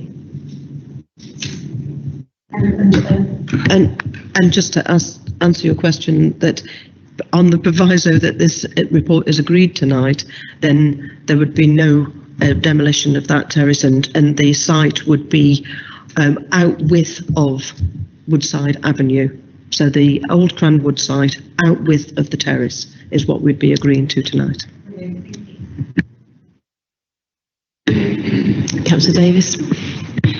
Yes, given that we've just looked at the report and we've accepted that Mr. X was disadvantaged by the council, are we absolutely confident that we're not further disadvantaging him by the decisions that we make tonight?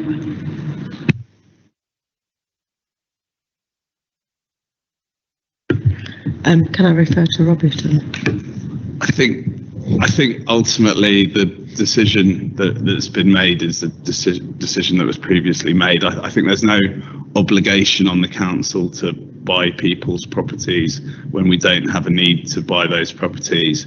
And I think, you know, what this paper clearly shows is that the purchase of 104 Woodside Avenue wouldn't enable us to deliver more council housing.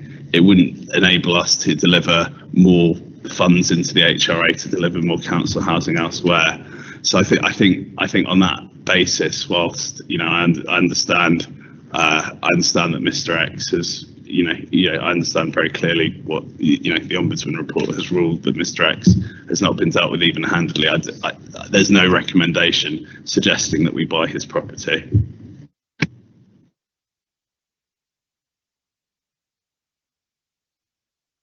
Just to follow up and for clarity, can we now confirm that the lessons that are being learned from this report mean that if we are negotiating with leaseholders or homeowners about properties, that this is done in a much more transparent manner and that everything is recorded, documented, and what one would expect? Yes.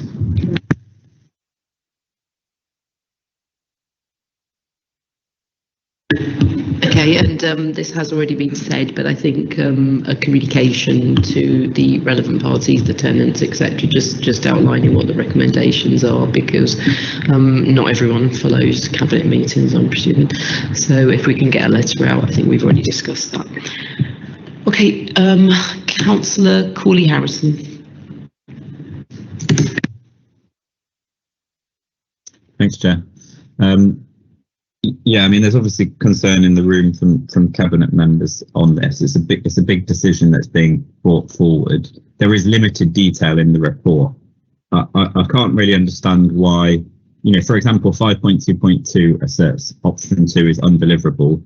There's no detail on how that was arrived at. There's no working out. There's nothing being presented to the cabinet to make a decision on. And similarly, there's detail saying that I think option 3 is not financially viable based on the viability assessments. The viability assessments aren't being presented at all. I'm not aware that they're in a redacted report or anything like that. So I'm unclear how the cabinet can make a decision when they're not being presented really any information other than a conclusion.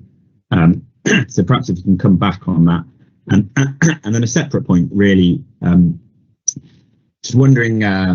Sorry, is this a question, Councillor Corley-Harrison? Is it a question or a point? Because I wasn't clear. Your first one, was it? You said you're not clear, but is that a question? The question is whether the cabinet can make an informed decision about that information being provided to them. Sorry, do you want us to answer that one, or did you have a second question? No, I do have a second one if you're happy for me to go ahead with it. The second question relates to 106 being handed to the Haringey Community Benefit Society. Just wondering how decisions are made on whether such properties are handed to the society rather than directly to council tenants.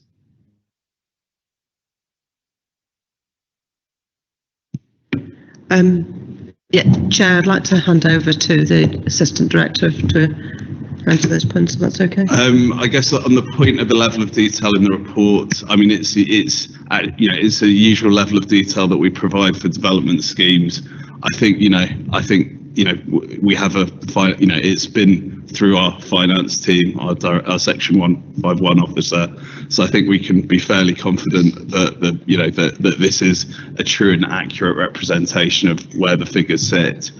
In terms of decision, we have a programme of providing homes for the Haringey Community Benefit Society, which is where we acquire leasehold property, often leasehold properties, generally in our own blocks. And so that is what we tend to do with existing properties that we acquire. It's a well-established program that's been through Cabinet as part of it goes through the MTFS every year as well. So that that's been the council's approach for some time now. And there's actually there's around 300 properties sitting in the HCBS now.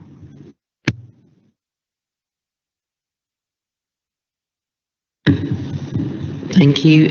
Councillor Ejiofor, did you have a question? Yeah, thank you, Chair. I've got two. One question is for Councillor Gordon and the other question is for yourself, Chair.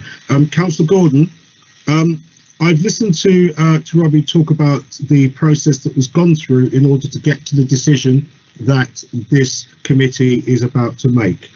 Are you comfortable that the process is robust enough and the decision is the right one?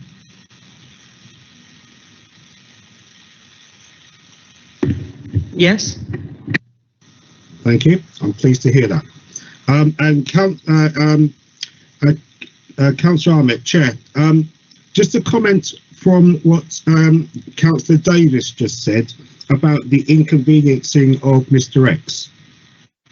I note that... Councillor Ejiofor, it's a question, not a comment. Yeah, it's a question. I'm about to ask you a question. It's a question, okay. All right, I promise you I'll ask you a question, okay?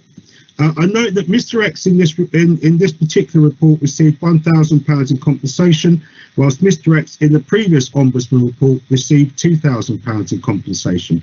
Do you think that is fair?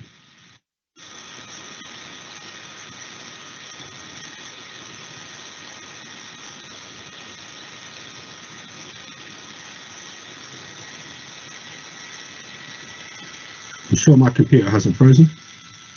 Sorry, sorry, one second, Councillor Ejiofor.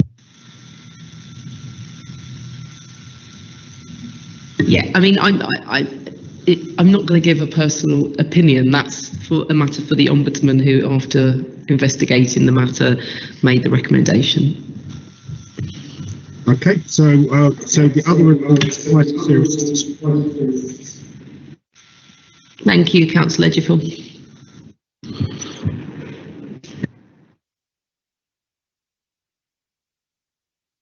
Any more questions online? No. Okay, so if we can move to the resolution, which is to approve recommendations as set out at pages 450 to 451. Are we all in agreement? Agreed. Excellent. Thank you very much. Item 18, the adoption of the walking and cycling action plan. Councillor Hakata. Thank you, Leader. I don't know what to say, but for too long, it's definitely in terms of active travel, the transport planning and highways teams have been subject to, in my view, undue criticism. Well, this document puts that to bed and closes the book on that completely. This reveals a team of dreamers, a team of technicians and engineers who will realise those dreams. And it is a pioneering document. It is essentially an appendix to our transport strategy. And unlike any other borough, we have created a document that outlines in great detail the active travel vision for this borough for the next 10 years. There were somewhere between 1,500 and 2,000 individual participants in the consultation itself, hundreds of qualitative and detailed responses that went in to reshape the original draft. And I'll just give you an example of some of the changes that were made because of that input. There's more detail on how public transport fits in, more equalities information and the impact on people with disabilities, and outlining how this plan should have a positive impact on people with disabilities. More detail on walking and enhancing walking routes and wayfinding. There's more detail on how the public can monitor progress of this strategy, more detail on the delivery plan, revealing the scale and ambition of the first 2 years of the strategy. I think importantly, the Walking and Cycling Action Plan, not only does it link with a number of policies such as the Climate Action Plan, our Air Quality Action Plan, the Road Danger Reduction Plan, which Councillor Chamwani spoke of earlier, and Vision Zero, but also it links with our health and adult services, housing, regen.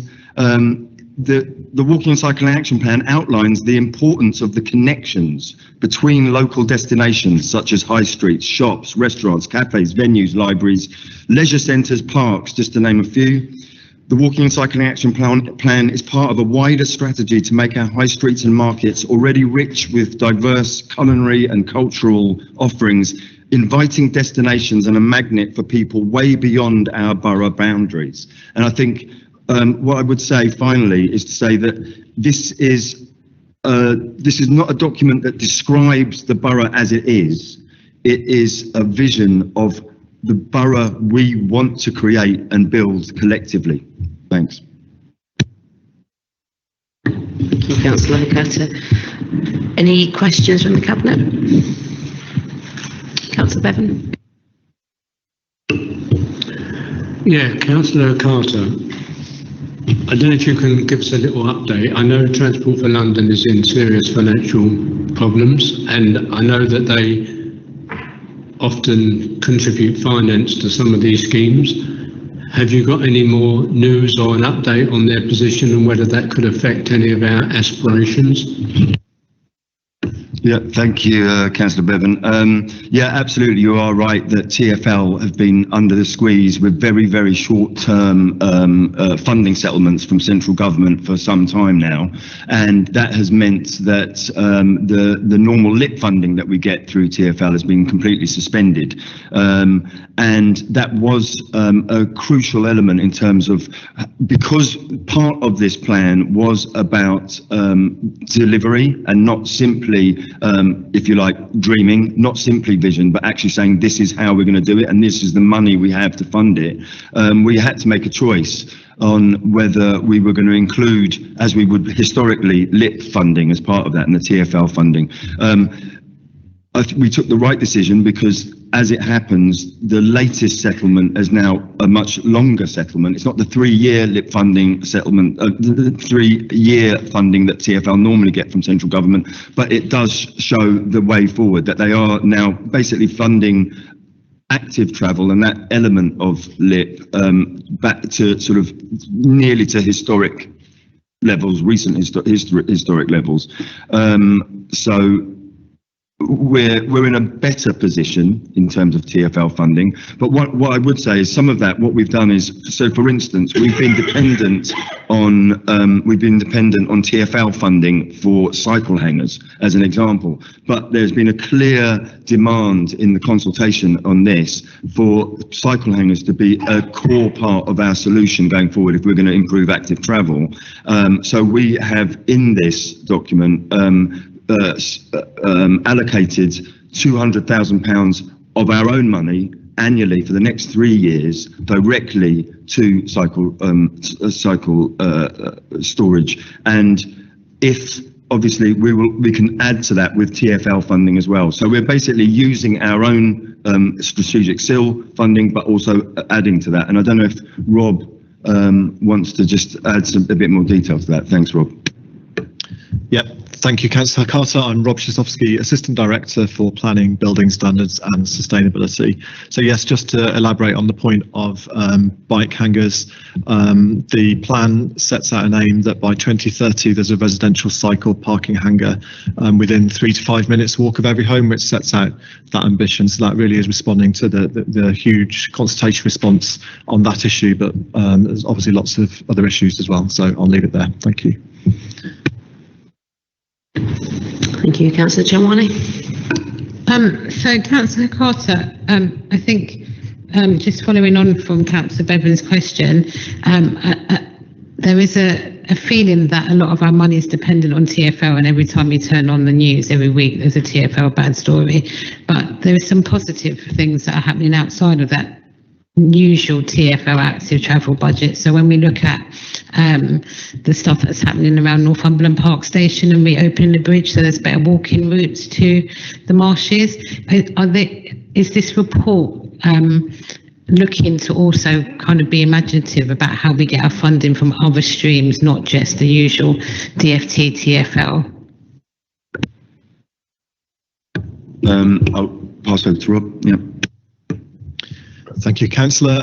So yes, the document is sort of neutral on all other funding sources. So it does mean that other funding sources that you quite rightly mentioned can be tapped into. So it does actually put us in a really good position. Anyone that does funding bids will tell you, and I know you're aware of this, that being able to point to a strategy document, an action plan document like this, showing the council's commitment that it's serious about this, really does help us unlock those other funding bids as well. And it links in with all the other regeneration, placemaking strategies and things like the local plan as well. So yes. Thanks, Rob. Councillor Brabazon. It's clear from the report the priority that's being given to this plan and all the associated plans around active travel and so on. And I just wanted to ask you if you wanted to comment a bit on the £475,000 planned investment in parks and green spaces across the borough. Is that, I should know this off the top of my head, but I don't. Is that for each year? It's for 2 consecutive years, so it's £475,000 a year. And can you comment on what that would be invested in? I note it mentions lighting, which for many women is such a huge issue in particular. So would you like to comment and give the service an advert? Rob. Yeah, thank you, Councillor. That reference is relating to sort of wider council strategies on the Parks Action Plan and schemes related to that. So it is very much seen in the context of all the other plans and strategies of the council. You know, it's all very well having a walking and cycling action plan, but we don't want to sit it on a shelf. It needs to influence and shape other strategies to do with parks as well. So it does very much relate to that. And you're quite right to mention safety of women and girls, and that has been raised by other people through the consultation as well, and that's something we take very seriously. So clearly having safe routes to walk is absolutely crucial. And again, this action plan alone won't achieve that. There's lots of other strategies across the council to do with community safety, but also something that in my service we take seriously through the local plan and working with the Metropolitan Police secure by design officers so that walking routes related to new developments are secure as well. In relation to that, there's been some discussion in the sort of, the social media sphere about the need to adapt some of our parks' walking spaces for people with disabilities. So can I ask that when you are drawing up these plans, that you think about that inclusive approach, particularly where people are pushing wheelchairs, buggies and so on, all of which, you know, we need to have good pathways, wide pathways and so on in order to accommodate families who are really big users of green spaces. We talk about walking, we have to include everybody. So could you like to comment on that? Thank you. Yeah, that's a really good comment and question. And I think, you know, it's absolutely imperative that we make our borough the most accessible borough in London. And that we've got to be doing pioneering work, and we've got to be really overcoming and not being defensive when we're getting it wrong. And one of the ways that we're addressing that, certainly in terms of the transport planning and highways, is in the way that we're looking at, we're setting up stakeholder groups, working with people with disabilities and disability groups, as well as Transport for All, which is a disability-led organisation that specialises in transport infrastructure and accessibility, and how we can use what the pioneering work that's happening there and transpose that into our parks development. For instance, at the moment we're working on a project to a boundary review of Finsbury Park, which we've just initiated, which actually you'll very soon will be contacted about, and that is one where exactly accessibility and reach and making sure that the people that are affected and that have the lived experience are going to feed into that process. I don't know if you want to add anything, Rob or Mark. Yes, good evening, everybody. Mark, did you want to come in? Yes, good evening, everyone. Mark Stevens, Assistant Director, Direct Services. I was just going to clarify for Councillor Brevison, the £475,000 for next year and the following year is to address the condition of the lighting in parks and green spaces, where a lot of the existing lighting columns are nearing failure, and to reflect our desire to change the quality of lighting to LEDs, as well as getting all of those lights onto our central management system so we can actually pick up when they are faulty. So that collective approach will actually ensure there's improved safety within parks as a general approach. But in relation to your other comment, Councillor Brevison, in relation to pathways through the parks and green spaces, there is additional funding being allocated next year to parks asset management, and that will give us the opportunity to improve those pathways and make the passage through those a lot easier for those who would otherwise struggle. Thank you.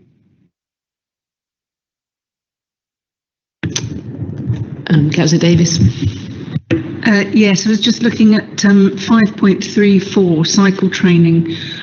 We know that a combination of the pandemic and TfL's funding difficulties has caused a slump in bookings for cycle trainers, and we've had to make some kind of redress there.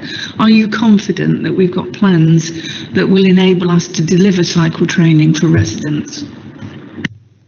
Yeah, that's a great question, and I think it's absolutely imperative that if we are going to have a borough which is prioritising active travel, is prioritising healthy travel, that and increasing and improving cycle infrastructure, that we have young people with the confidence and skills to be able to get on a bike, because obviously, so ultimately the training there is absolutely key and has to be core in anything we're doing going forward. So to that aim, we are looking at how we can redesign that service and how we can redesign with the cycle trainers themselves, so using a co-production collaborative model, how we can work with them as well as with the schools ultimately to look at ensuring that we embed cycle training for the long term going forward.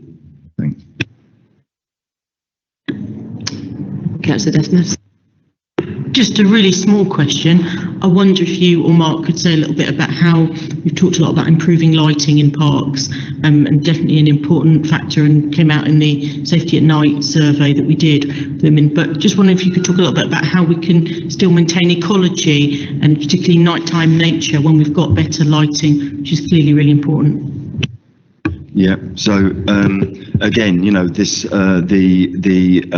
the Walking and Cycling Action Plan is about connections between places, about how people get from A to B, and obviously, as we've discussed, the safety of women in our borough must be an absolute priority. And there has been historically this issue, as you saw, between this conflict between protecting biodiversity, which in many places we have a statutory duty to do, and that biodiversity in our parks is generally something that thrives in darkness, and the conflict with that, with ensuring that our parks are safe for all people at all times, and especially at times where people might be going to and from nurseries or going to play tennis or using athletics, etc., etc. So what Mark pointed to, what Mark noted just then, is that we are investing in a new LED system, and that LED system will allow us, because it's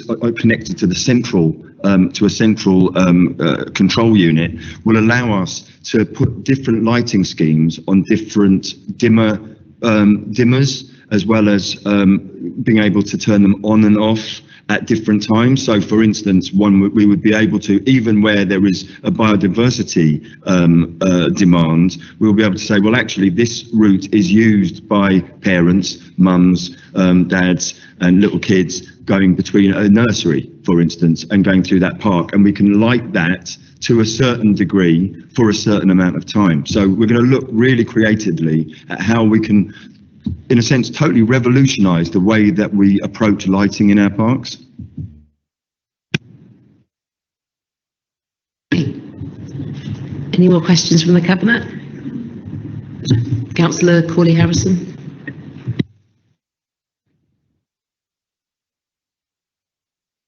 Thanks, Chair.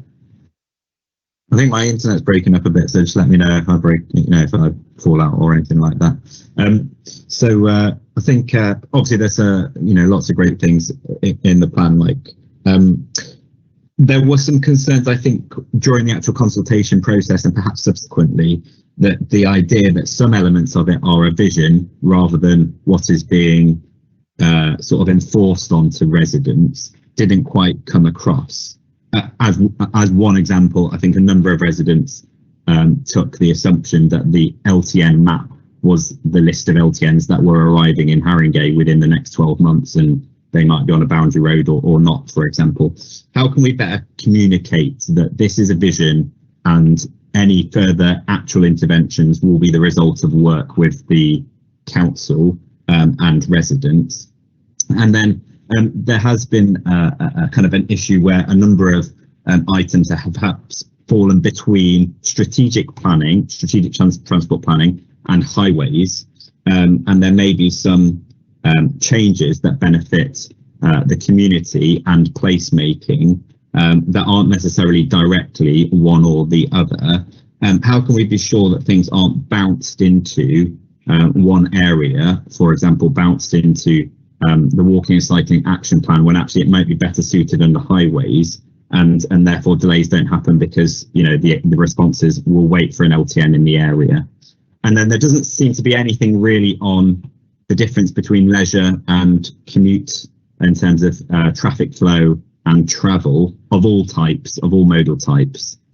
Will the council work on identifying different needs in respect to leisure versus commuting travel, and could the plan be iterated potentially over the coming years to make sure that any future work does get included in a kind of constantly updated plan? Okay, thanks, Luke. Right, I'll go back because I forgot what the first one was, I'm afraid. But in terms of the sort of defining the difference between leisure and commuting work, I think that's a good point, and I think it is outlined in and described in the plan. There is, I think, the potential. The idea is essentially, and that's what comes out, especially in the strategic cycle routes, is that they are connecting borough boundaries to borough boundaries as active travel corridors, essentially for commuting. But I think that it does reveal one important point, which is that active travel is for everyone, and it is and for all needs. And actually, a safe protected cycle route that goes from the border of Enfield to the border of Hackney is for all users, regardless of whether they're using it for leisure or for work. So I think that's one of the keys with this, is that that's what. But I think you make a good point that actually going forward, and I think that there is a point here that going forward that there can be changes and sort of nuance and detail added to this, especially to the delivery plan.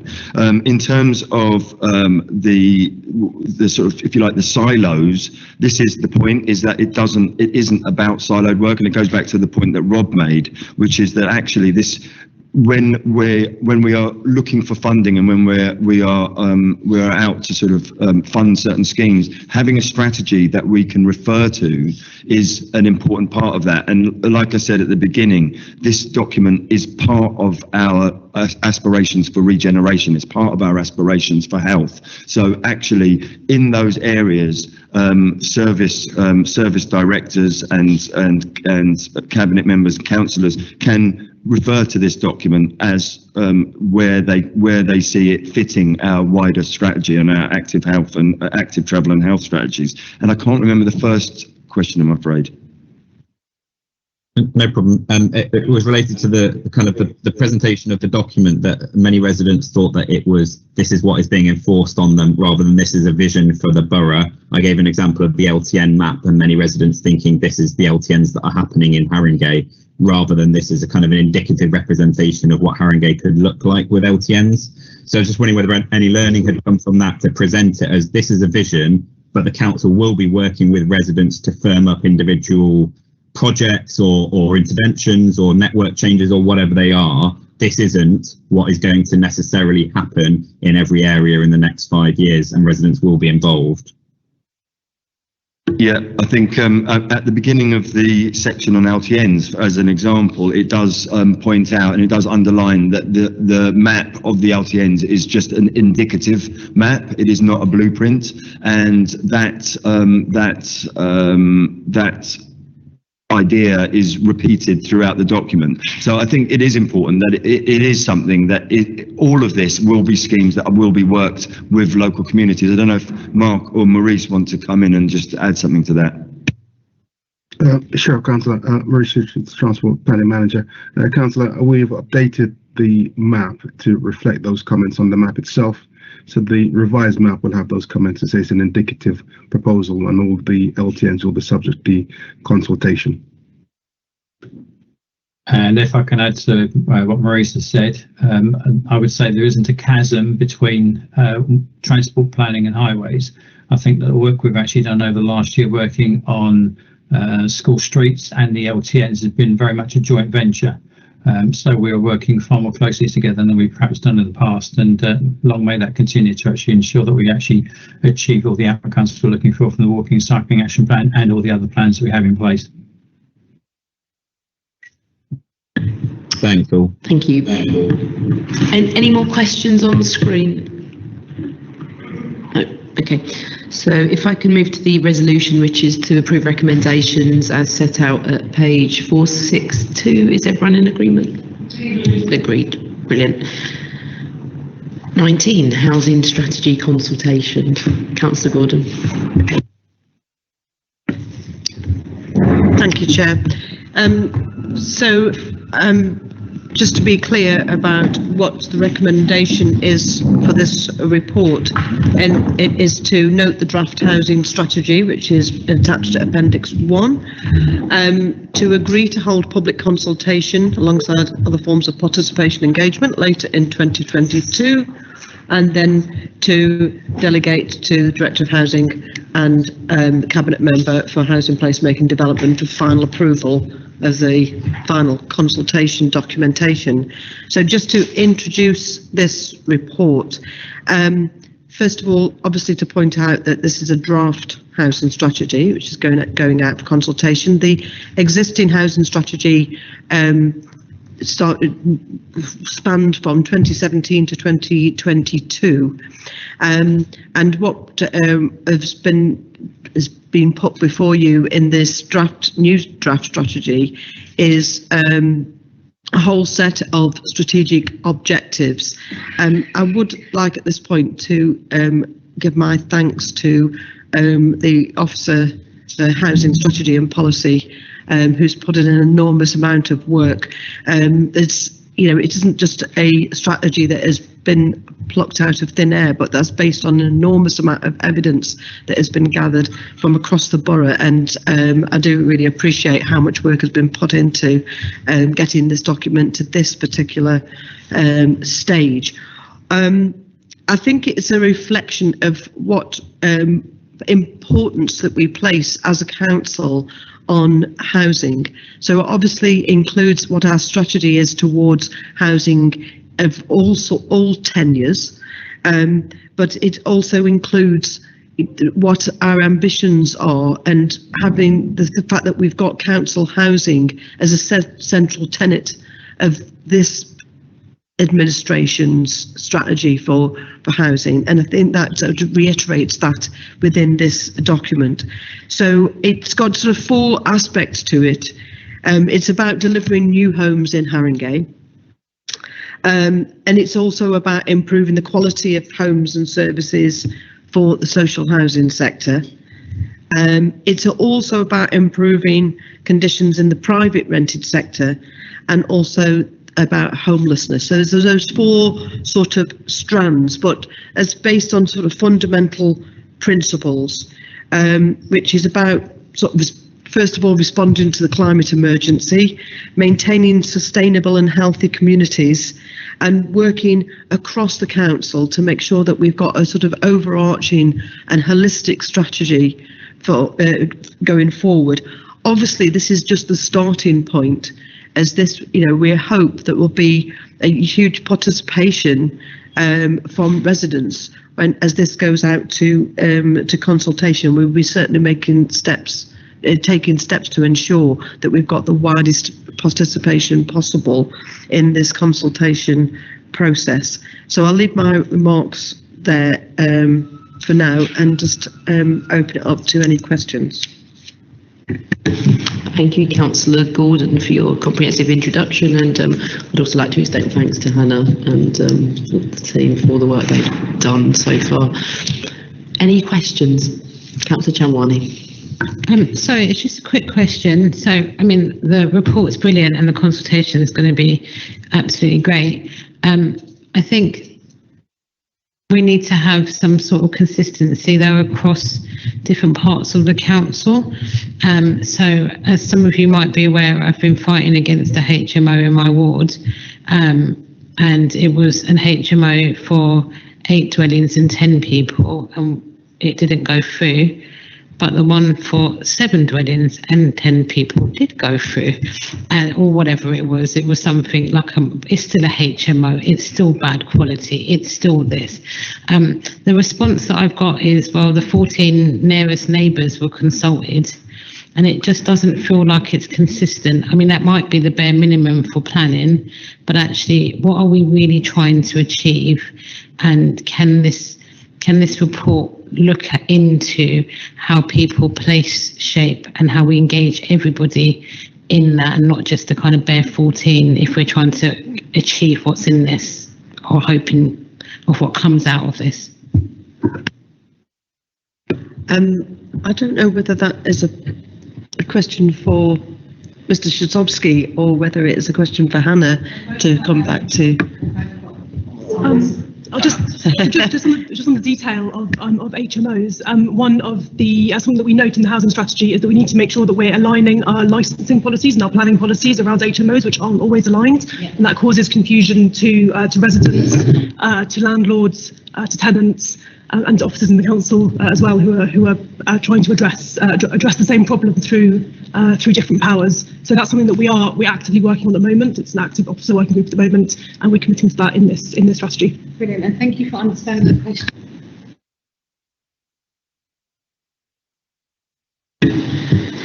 Okay, any more questions? Councillor Cooley-Harrison. Thanks, Chair. Ruth, I just want to check that no new council homes are going to be fitted with gas boilers going forwards. So, we don't have retrofit costs in a few years' time. And then on one of the pages in the report, it states 20% of council homes are planned to be wheelchair adaptable. Fine things like wider doorways, bathroom adaptability and that sort of thing, but will they specifically be made with the right provisions and structural elements to have things like hoists and similar equipment? Will there be specific provision in the council house building programme for that?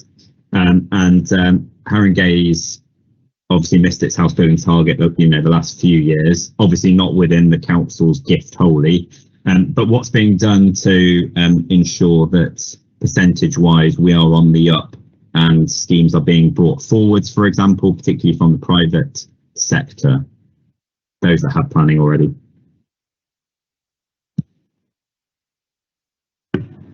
I might have to ask you to repeat the last question, but on the first two, I'm going to refer I don't know very much about gas boilers, but obviously where we're doing the new build scheme, so this isn't most of those schemes are, in fact, probably all of those schemes have got use of air source heat pumps, which means that they make it extraordinarily cheap to heat, which is a big factor now. So that is a big advantage. Are we connecting to recycled waste energy when we're connecting those schemes to the district energy network?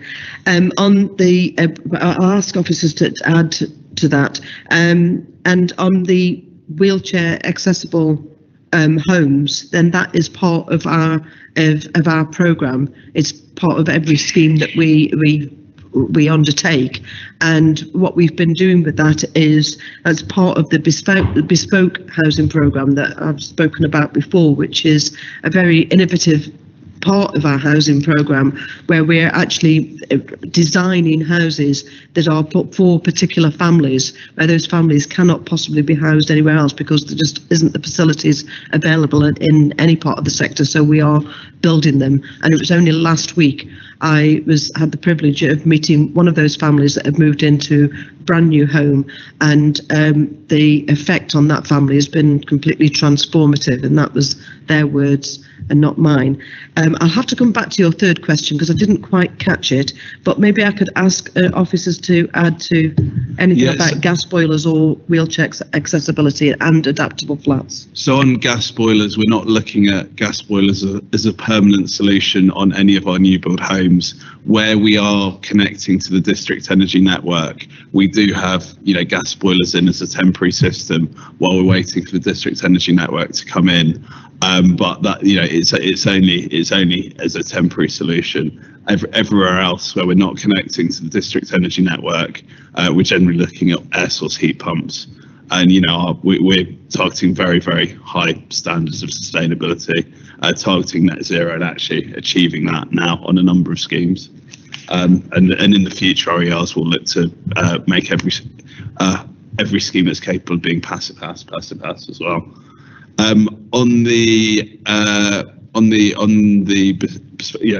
Councillor Gordon, absolutely right to identify our bespoke housing programme. It's worth saying that we've identified around 200 households now to benefit from that bespoke housing programme, and as we start to deliver the homes that are on site now, we'll see over the next couple of years, those 200 people who are currently on a list starting to move into those homes, and being able to benefit just in the same way that the tenant you visited the other day was able to.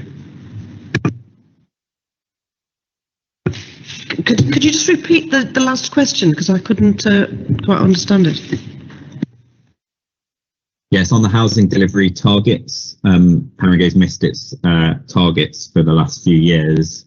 I'm just wondering what plans the council has in place to try and attain its targets. I know it's difficult, but increase the percentage certainly, and in particular to have schemes that have been sat on with planning approved to get those brought forward so that more homes are being built.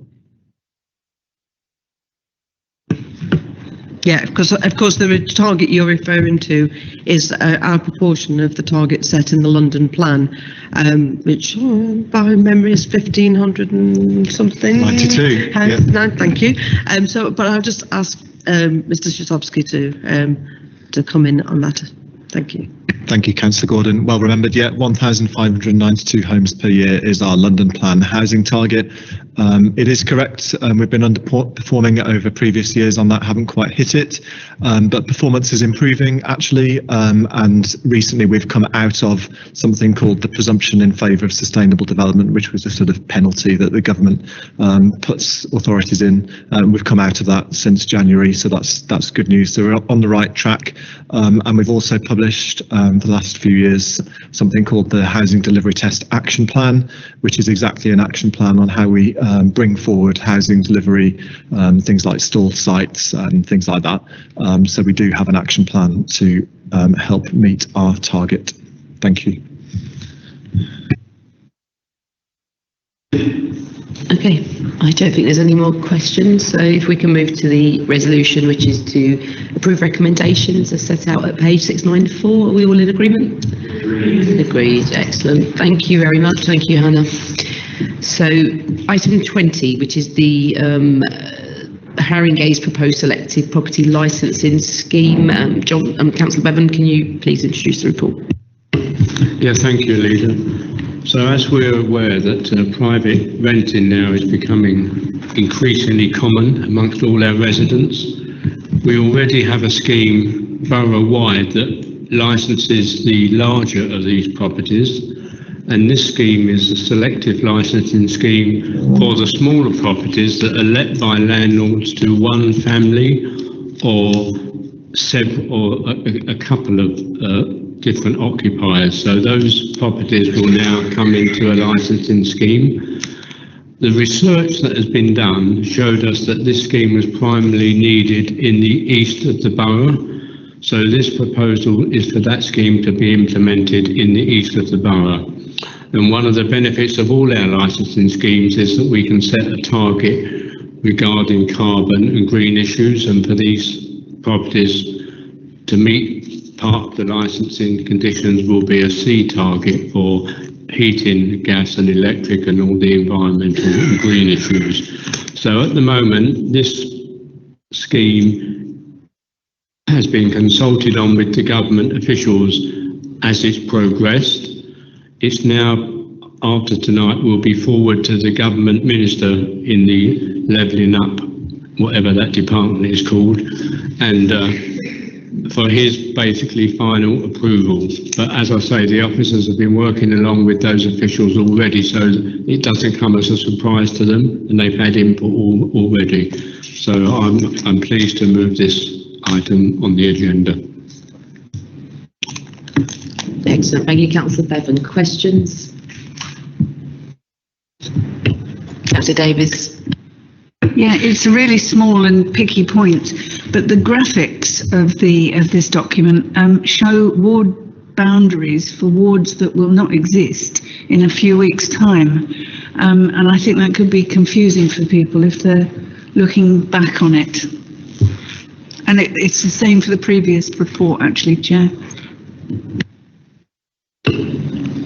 Well, it's for the east of the borough, so regardless of the boundaries, all the properties will be included despite the boundary changes. I agree with you. Perhaps after tonight and what's coming, we need to consider how we communicate this in future.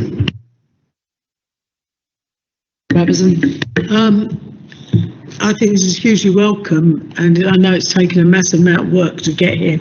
It's really a question about when we hopefully get the approval from the government for the selective licensing scheme, then it is going to expand the scheme we have already, the HMO licensing scheme. So there are implications, I think, for staffing and particularly enforcement officers. And people in the private sector team. So I just want to ask whether ideas are already being developed and plans laid to expand the teams to be able to manage all of the registrations and to hold the landlords to account. Well, the revenue that is produced, the extra revenue that is produced can only be used to pay for officers and facilities to do the necessary enforcement. They cannot be diverted to any other project. So I'm satisfied that the extra revenues will give the council the capacity to enforce the requirements of the scheme. I don't know whether officers wish to add any comment. Okay, Lynn or you, but did either of you want to add? Thank you, Chair. I'm happy to come in. Councillor Bevan's correct, Chair, in that all the costs and income derived from the HMO scheme needs to be put back into funding the enforcement going forward. So only enforcement can be covered by those costs, Chair. So Councillor Bevan's totally correct on that point. I think there was a question about preparedness as well. So, and I presume is that one for Lynn and your in terms of your team, Lynn? Sorry, can you just say that again, Councillor Armour? There was some. I think there was a question about preparedness. So I think it wasn't just about where the money would be spent. It was, is there a team ready to go once the scheme's expanded? Yes, thank you. Sorry. So obviously our existing additional HMO licensing scheme is a 5-year scheme that became operational in 2019. So it will be due, if we don't renew it, to come to an end in 2024. So the idea would be obviously to move any staffing from that particular team into the selective licensing team, but there will also be a new recruitment programme in order to make sure that we've got the staffing levels to deliver the selective licensing scheme if it gets approved by the Ministry. One of the things that we have learned from the additional licensing scheme, partly because of the pandemic, but also just because we've never ran a scheme like this before, is the need to have an agile workforce. So that's one of the things that we want to make sure that we've got the ability to meet the needs of the project as the project progresses, and adapt our staffing levels and the types of roles that we need within that team accordingly. So it might be we need more processing officers at the beginning, but then we might need more enforcement officers towards the end in order to make sure that we're getting all that compliance. So so we're hoping to have a lot more of an agile structure and a wider remit of job descriptions this time to make sure. And we're already starting to look at an HR strategy with our HR team in terms of trying to reach out and make sure we've got recruitment, because it is an area that we struggle with to recruit. So we want to make sure that we kind of are looking at lots of different sort of initiatives in order to bring in recruitment, one being apprenticeships with Middlesex University environmental health students. So yes, we will be prepared. Thank you, Lynn and Hubert. Councillor Chamwani. Just a quick question, Lynn. Councillor Davies asked earlier about the ward map, and I think I asked you this as well when we met. Is this because we done the consultation in May to September and we have to use the current ward boundaries, and when we submit it to the Secretary of State of the Levelling Up Department or whatever they're called, as John put it, it's going to be sent before May and therefore on the current boundaries? Yes, you're absolutely correct. It actually goes a bit wider than the consultation. We actually started this piece of work in 2019, looking at all the evidence that we needed to pull together to create the evidence base in order to prove that we kind of wanted this type of scheme in Haringey. So all of that was based on the previous ward boundaries. And again, yes, because we went out to consultation on those and because it's being submitted prior to May, we have discussed this with the Ministry, and they've agreed that we should go with the existing ward boundaries. And if there is any likely confusion for residents or landlords, we can have a look-up system on our website where they can put in the address and it will say whether their particular property requires a licence or not, which might just be generally helpful anyway. For those who want to check very quickly as to whether they need a licence, or indeed if their property is already licensed. Thank you, Lynn. That's very helpful. Councillor Dustnabs. Thanks, Chair. And clearly, if we make the decision tonight, it will be in the hands of the Minister. I just wondered if you had any indication as to what, the likelihood of it being accepted, and also just to be really clear, especially in case there is anyone watching at home, what happens if the Minister says no? Well, the scheme was originally slightly larger than this, and 2 wards were taken out because the evidence was considered insufficient and would have given the Minister an opportunity to refuse the whole scheme. So those 2 wards were taken out. We've also employed specialist experts to consider and analyse all the evidence. So I would be very surprised if the Minister rejected this scheme, from what I've heard, from the way the officers have been talking to the department officials. But whether the officer wants to comment on that, possibility of rejection. Yeah, so, we can't obviously predict, but the hope is that because we've been working with specialists who helped Waltham Forest and Enfield both get their schemes through the Ministry, they've got a wealth of experience about what the Ministry require in terms of the submission that we have to give, which is a huge evidence pack. And also we've had the privilege to be able to meet with some of the ministry's officers working for Michael Gove, who will be looking at the submission to kind of give them a preempt into what it was we were proposing. Then we discussed the outcome of the consultation. You know, they've been obviously very arm's length in terms of, you know, but they were there to offer kind of advice and a steer as and when it was needed. So with all of that in mind, you know, we have been told that by the people that have given us some support that we do have a very strong submission, and we've taken on board lots of feedback and criticism, and we've got an extensive review of the consultation results, which also impacted on some of the decision making. So I think all of that does go in our favour. So on the basis of how things look, I think it is a strong submission, but other local authorities have had a negative decision. And certainly having the draft housing strategy has really helped us as well, because we have got that very specific chapter on private sector housing within that. And one of the main criteria for introducing the scheme outside of the objectives is that it very heavily ties in with the council's overall strategic aims and objectives. And so that's been a real help for us in supporting that element of the submission. Thank you very much. Any more questions from the Cabinet?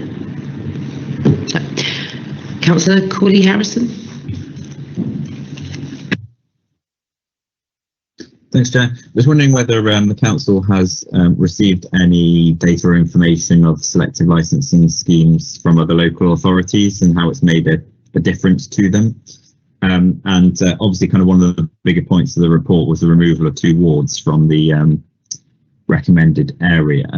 Going through the data, and there's quite a lot of it, I did struggle to see why those 2 were removed and others weren't, when they didn't seem to necessarily be the next 2 threshold. They sat in line with some other wards that have been left in. And Councillor Bevan, you just spoke then about you know, removing these 2 wards to give it a better chance of going through. Would that not have applied to the other wards that also are on a very, very similar data line, if not actually sit slightly above in the league table, so to speak, of the wards?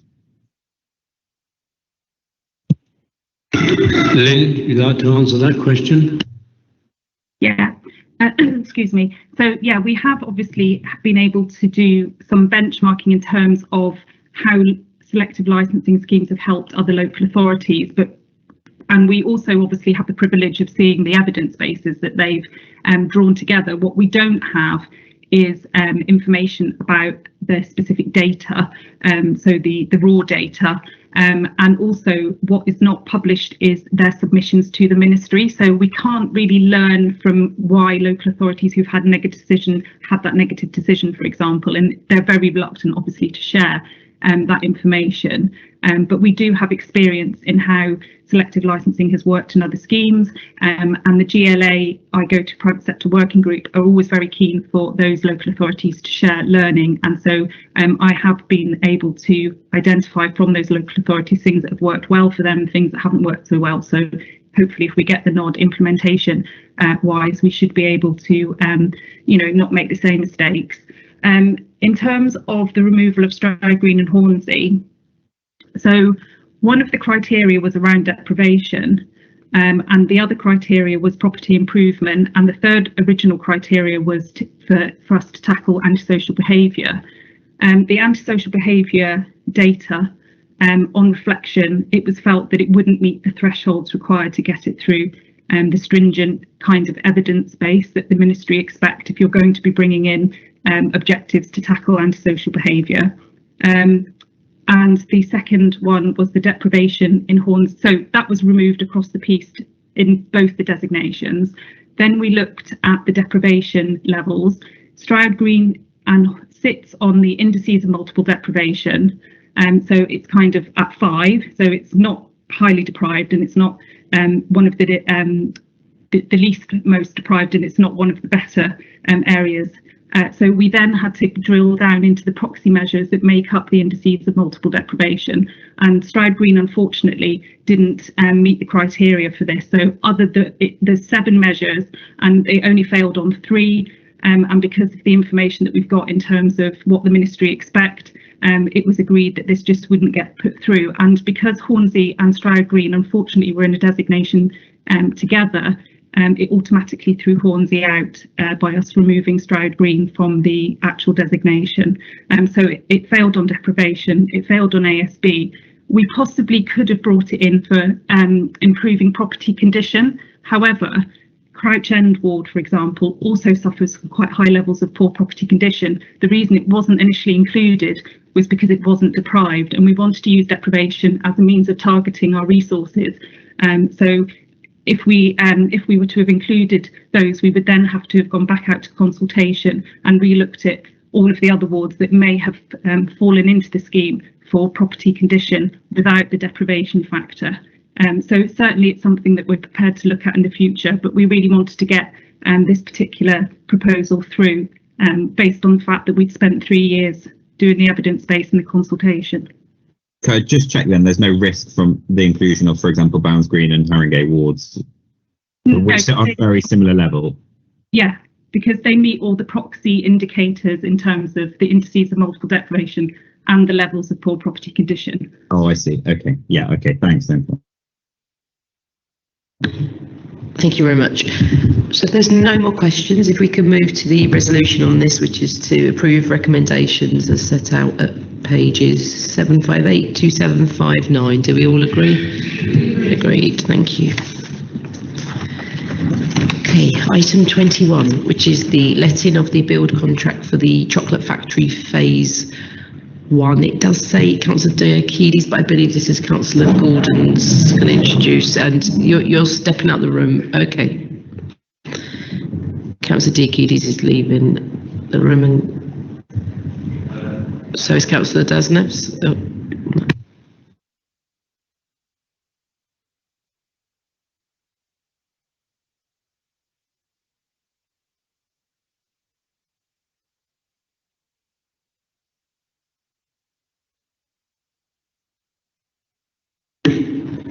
So Councillor Diakides has stepped out the room as part of a declaration of interest. Only Councillor Diakides. So Councillor Gordon, if I can hand over to you to introduce the report. Yes, thank you, Chair. So now we're moving on to the wonderfully named chocolate factory. Sorry, that's my phone buzzing. I beg your pardon. I think with this, what we're looking for in terms of this report is that this will be to appoint a contractor in order to push forward a key milestone in our house building programme. So this is a sort of combination of our house building programme and regeneration of an area, if you like, because what we'll be looking at is building 80 homes. It will be one of the biggest building projects that we've brought forward to date as part of the house building programme. So it'll be 80 homes and 356 square metres of workspace. So it represents a major milestone. Obviously, people have heard me say on numerous occasions that we've got 11,000 residents that are on our housing waiting list. 2,800 of them are in temporary accommodation, and therefore the vital need for the council house building programme to be pushing ahead is absolutely obvious. What we've tried to do is to set a high bar of the standards that we will be implementing in all of our schemes, and this is certainly one of them. So, you know, this is vacant land at the moment. I was up on site there just a couple of days ago because part of the buildings are being demolished as we speak. So I was taking a look at that. So it'll be it's a sort of derelict site, if you like, that we will be bringing back to life, but we're not only putting homes on there, putting workspaces on there, but also just dramatically improving the environment for local residents as well.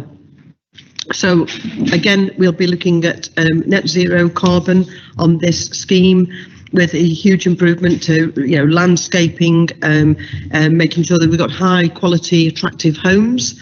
And we've had a lot of support from the GLA in terms of a funding package for this, but we've also had a huge amount of support from local residents in shaping the proposals itself. So I'll leave my opening comments to that and just open it up for any questions.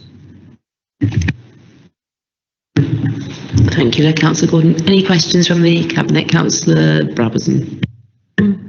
I don't know if it's serendipity, but today I did a visit to Area 51, which is a unbelievably fantastic post-16 provision for our most profoundly disabled young people and adults in the borough. And it's on paragraph 6.6, so we've got no criticism of the report at all and support all the proposals, but it would be good if we could have some discussions. Officers, have you thought about what the plans are for that site? What is the timetable, given the fact that relocating this college will be quite a significant piece of work? And I'd like to know what your thinking is and timetables, and obviously takes that away to a separate discussion, but this is not something which could be a short-term plan, given the nature of the users on site. Yeah, thank you. Yeah, we absolutely do appreciate this. Is a tremendous service that's provided by Area 51, and we have been in discussions with them, but I'd maybe ask the officers to come in and to elaborate on what those discussions have been, what's the nature of those discussions have been. I mean, it's probably worth saying there's a reason why this is a chocolate factory phase 1, and that's one of the very good reasons why we're taking forward an earlier phase. And what we are looking to do is assemble the whole site, and obviously we do need to find a solution that Area 51 are happy with, and that they'll absolutely be part of the process as we bring the sort of comprehensive scheme forward.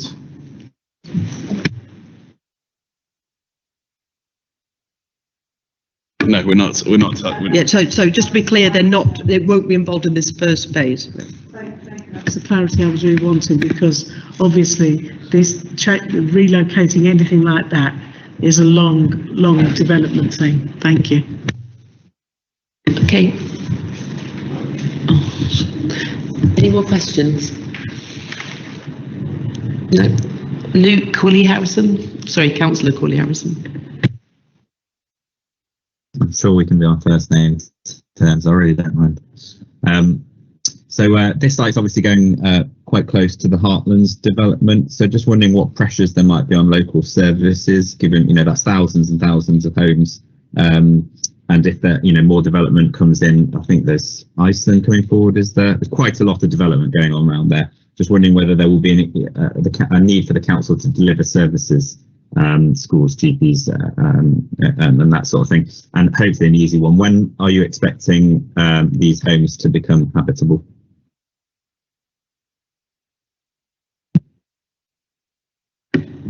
I might have to ask the officers to come back on both of those points about Heartlands and the timetable.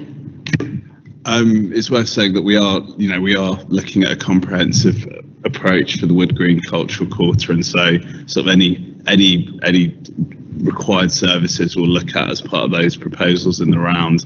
In terms of this specific development, we're looking at a build program of around 2 years. I mean, what we're getting back from the contractors is actually a slightly shorter build program than that. So we might well see them come in earlier than previously planned, which would obviously be really good news. Okay, thank you, Robbie. There's no more questions on the screen, so we're going to move on, because this item will consider the recommendations after exempt information at item 28. So I'm going to move on to item 22, which is Gourley Triangle, and can we just see if we can get Councillor Diakides back in the room, please?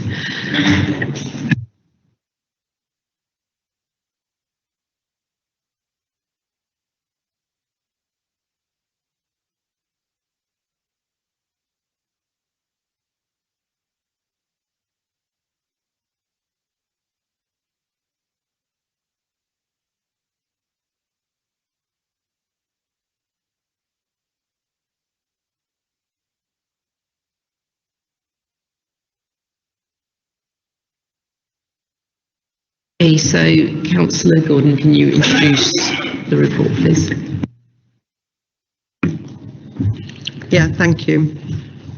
So, I'm not sure that in recognition of International Women's Day that we should rename this Girly Triangle rather than Girly Triangle, but anyway, sorry, there's a pathetic attempt at a joke at the end of an evening. So we're looking at the acquisition of third-party land in this instance, and movement to a pre-contract stage, and also for an extension of the design team contract. The site allocation deems this area mixed use development. It's in South Tottenham. Some of you will know the area.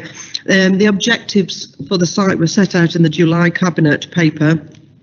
And for some considerable time now, we've been working very, very closely with businesses and local residents in bringing up a scheme that will be, as I said, mixed use with council homes and with housing development and with workspace as well. And again, we're going to be looking at a very high quality development here. We have, in the work that we've been doing to date, it's sort of drawn out particular aspects of the site. So, for example, there's some heritage aspects to the site that it's been noted by a number of either local residents and some of the businesses on the site that they don't want to lose those heritage buildings, so they will be retained. There's one particularly quite nice looking building. It looks grimy and dirty, but the essential structure of it is very nice, and we want to keep that. We'll be looking at a level of excellence on these schemes that we think will be very favourable, greeted by everybody with to be the top scheme, hopefully, that we can bring forward. So I think I'll probably leave it at that with just my opening remarks and just open that up to questions. Thank you, Councillor Gordon. Any questions from the Cabinet? No. Okay. Councillor Corley-Harrison.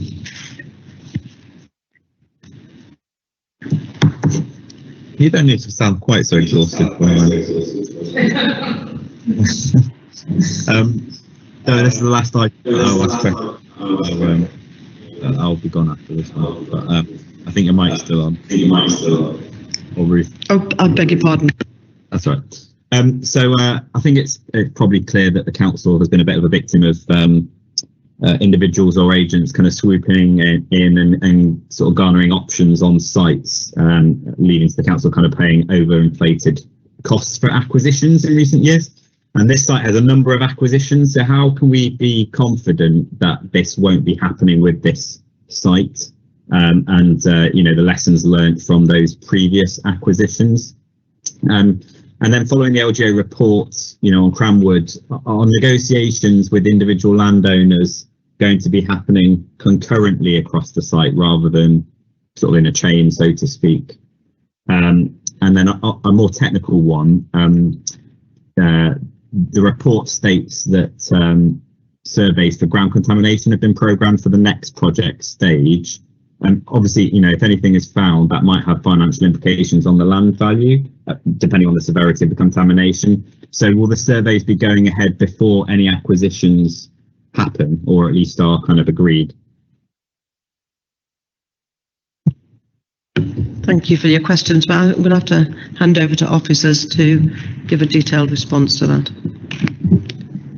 Peter O'Brien, Assistant Director for Regeneration and Economic Development. Thank you for the questions, Councillor Colley-Harrison. In terms of the overall approach, it's worth saying that, as previous colleagues have mentioned, that there's a new property governance process in place, and so any acquisitions happening through this would happen through that process. on schemes of this size and this complexity, we're advised by external advisors as well as the internal team. So there's a significant amount of scrutiny through that process and external advice and sense checking against what's happening in the market. In terms of the second question, which was about whether the negotiations would be happening simultaneously, broadly speaking, the answer to that is yes. We're talking about a significant number of acquisitions, so obviously not every single conversation will be happening at exactly the same time, but in as much as that is possible, that would be the case. And in terms of surveys relating to contamination and the rest of it, all of that gets worked through in the due diligence phase. So as we sit down with the third parties, we work through the due diligence and all that is taken into account in arriving at a price. Thanks, Peter. Thank you, Peter.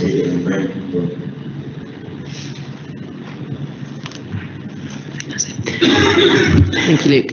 Okay, so we will consider the recommendations here after exempt item information, item 29. So if we can move on to item 23, which is the refurbishment of the support and wellbeing hubs. Councillor Bevan? Well, briefly, this is basically just to refurbish 7 hubs in our sheltered housing schemes. So it's quite a simple project. It's quite a simple project, but it's taken many years to get here, what with COVID coming in the middle.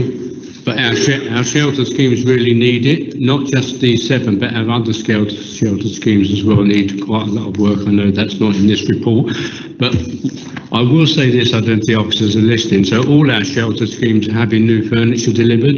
It would be really nice if we could combine these 7 projects. The furniture arrives just after the works are finished. And then I'm aiming to get the residents down from each of these projects to cut a ribbon or something and sort of say a few words on the project. So that's quite a simple report, basically. So I hope you could agree it. I'm sure you'll have the mayor in to cut some ribbons as well, Councillor Bevan. Well, I was actually thinking of giving it to the residents to cut the ribbon, but I'm sure the mayor can work with them. Good point. Any questions? No. Councillor Cooley-Harrison?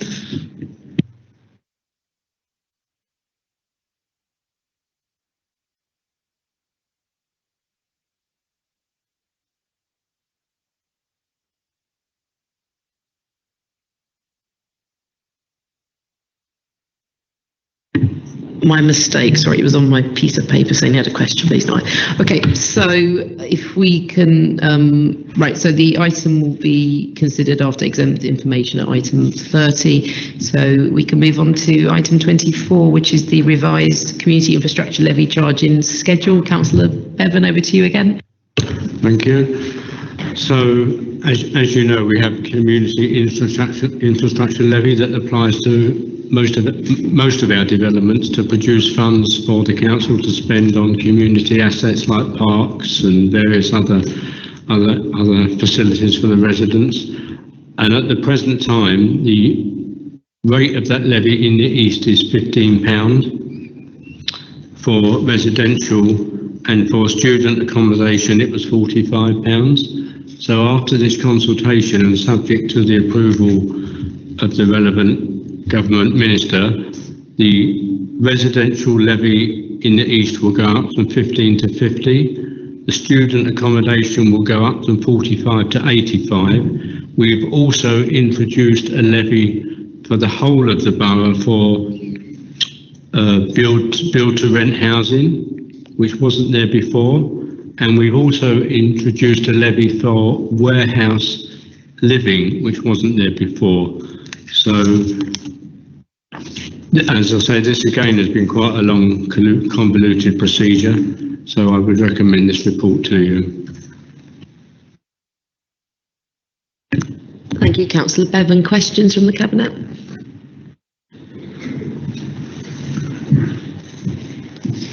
Last one, Councillor Diakidis.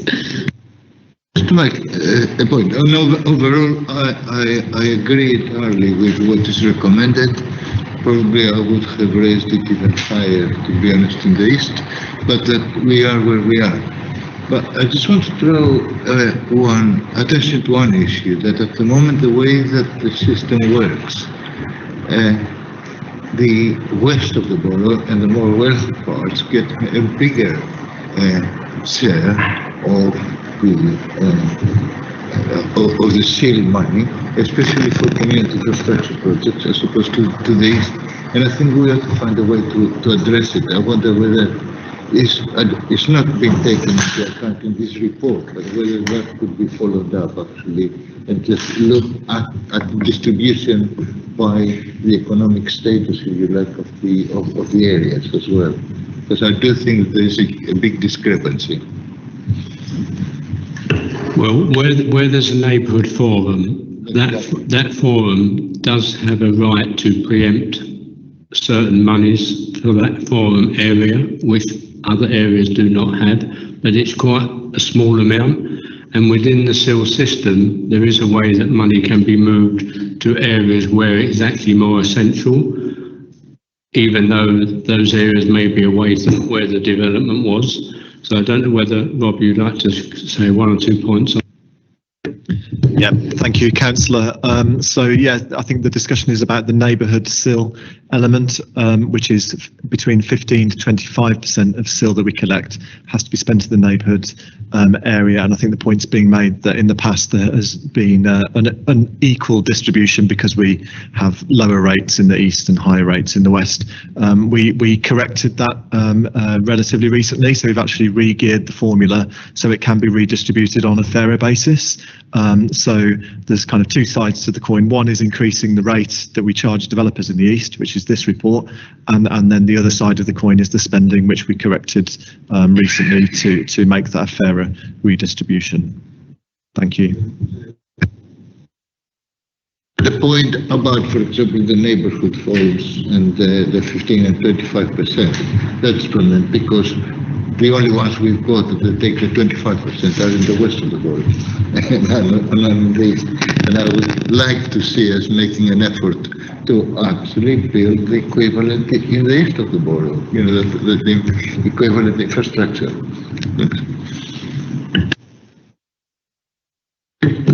Okay. So, point noted, Isidore. So we'll do our best within the various regulations to shift this money where it is most needed. Brilliant. Thank you. It's a nice conclusion. All right. So the resolution is to approve recommendations as set out at page 1039. Do we all agree? Agreed. Excellent. So item 25, minutes of other bodies. Can Cabinet please note? Just nod or say yes. Okay. Excellent. There are no new items of urgent business. So before we close the public part of the meeting, I did start off by saying, you know, this is the last Cabinet of this administration. So just wanted to thank everyone, Aisha in particular, and all the officers that have worked tirelessly over the last 4 years. So thank you all, and we're going to move into the exempt part, but just to say as well, just a reflection. I mean, there's some pretty big items that have been passed tonight, so I think everyone should be really proud of themselves. So thank you. And now I'm going to move to exclusion of the press and public. So we're now going to consider items 28 to 32, which contain exempt information in relation to items 21, 22, 23 and 6. So can I move that the press and public be excluded from the remainder of the meeting to consider this exempt information? And this is as defined under paragraphs 3 and 5, part 1, schedule 12A of the Local Government Act 1972. Can we all agree, please? Agreed. Excellent. So we're going to close the public section of the meeting.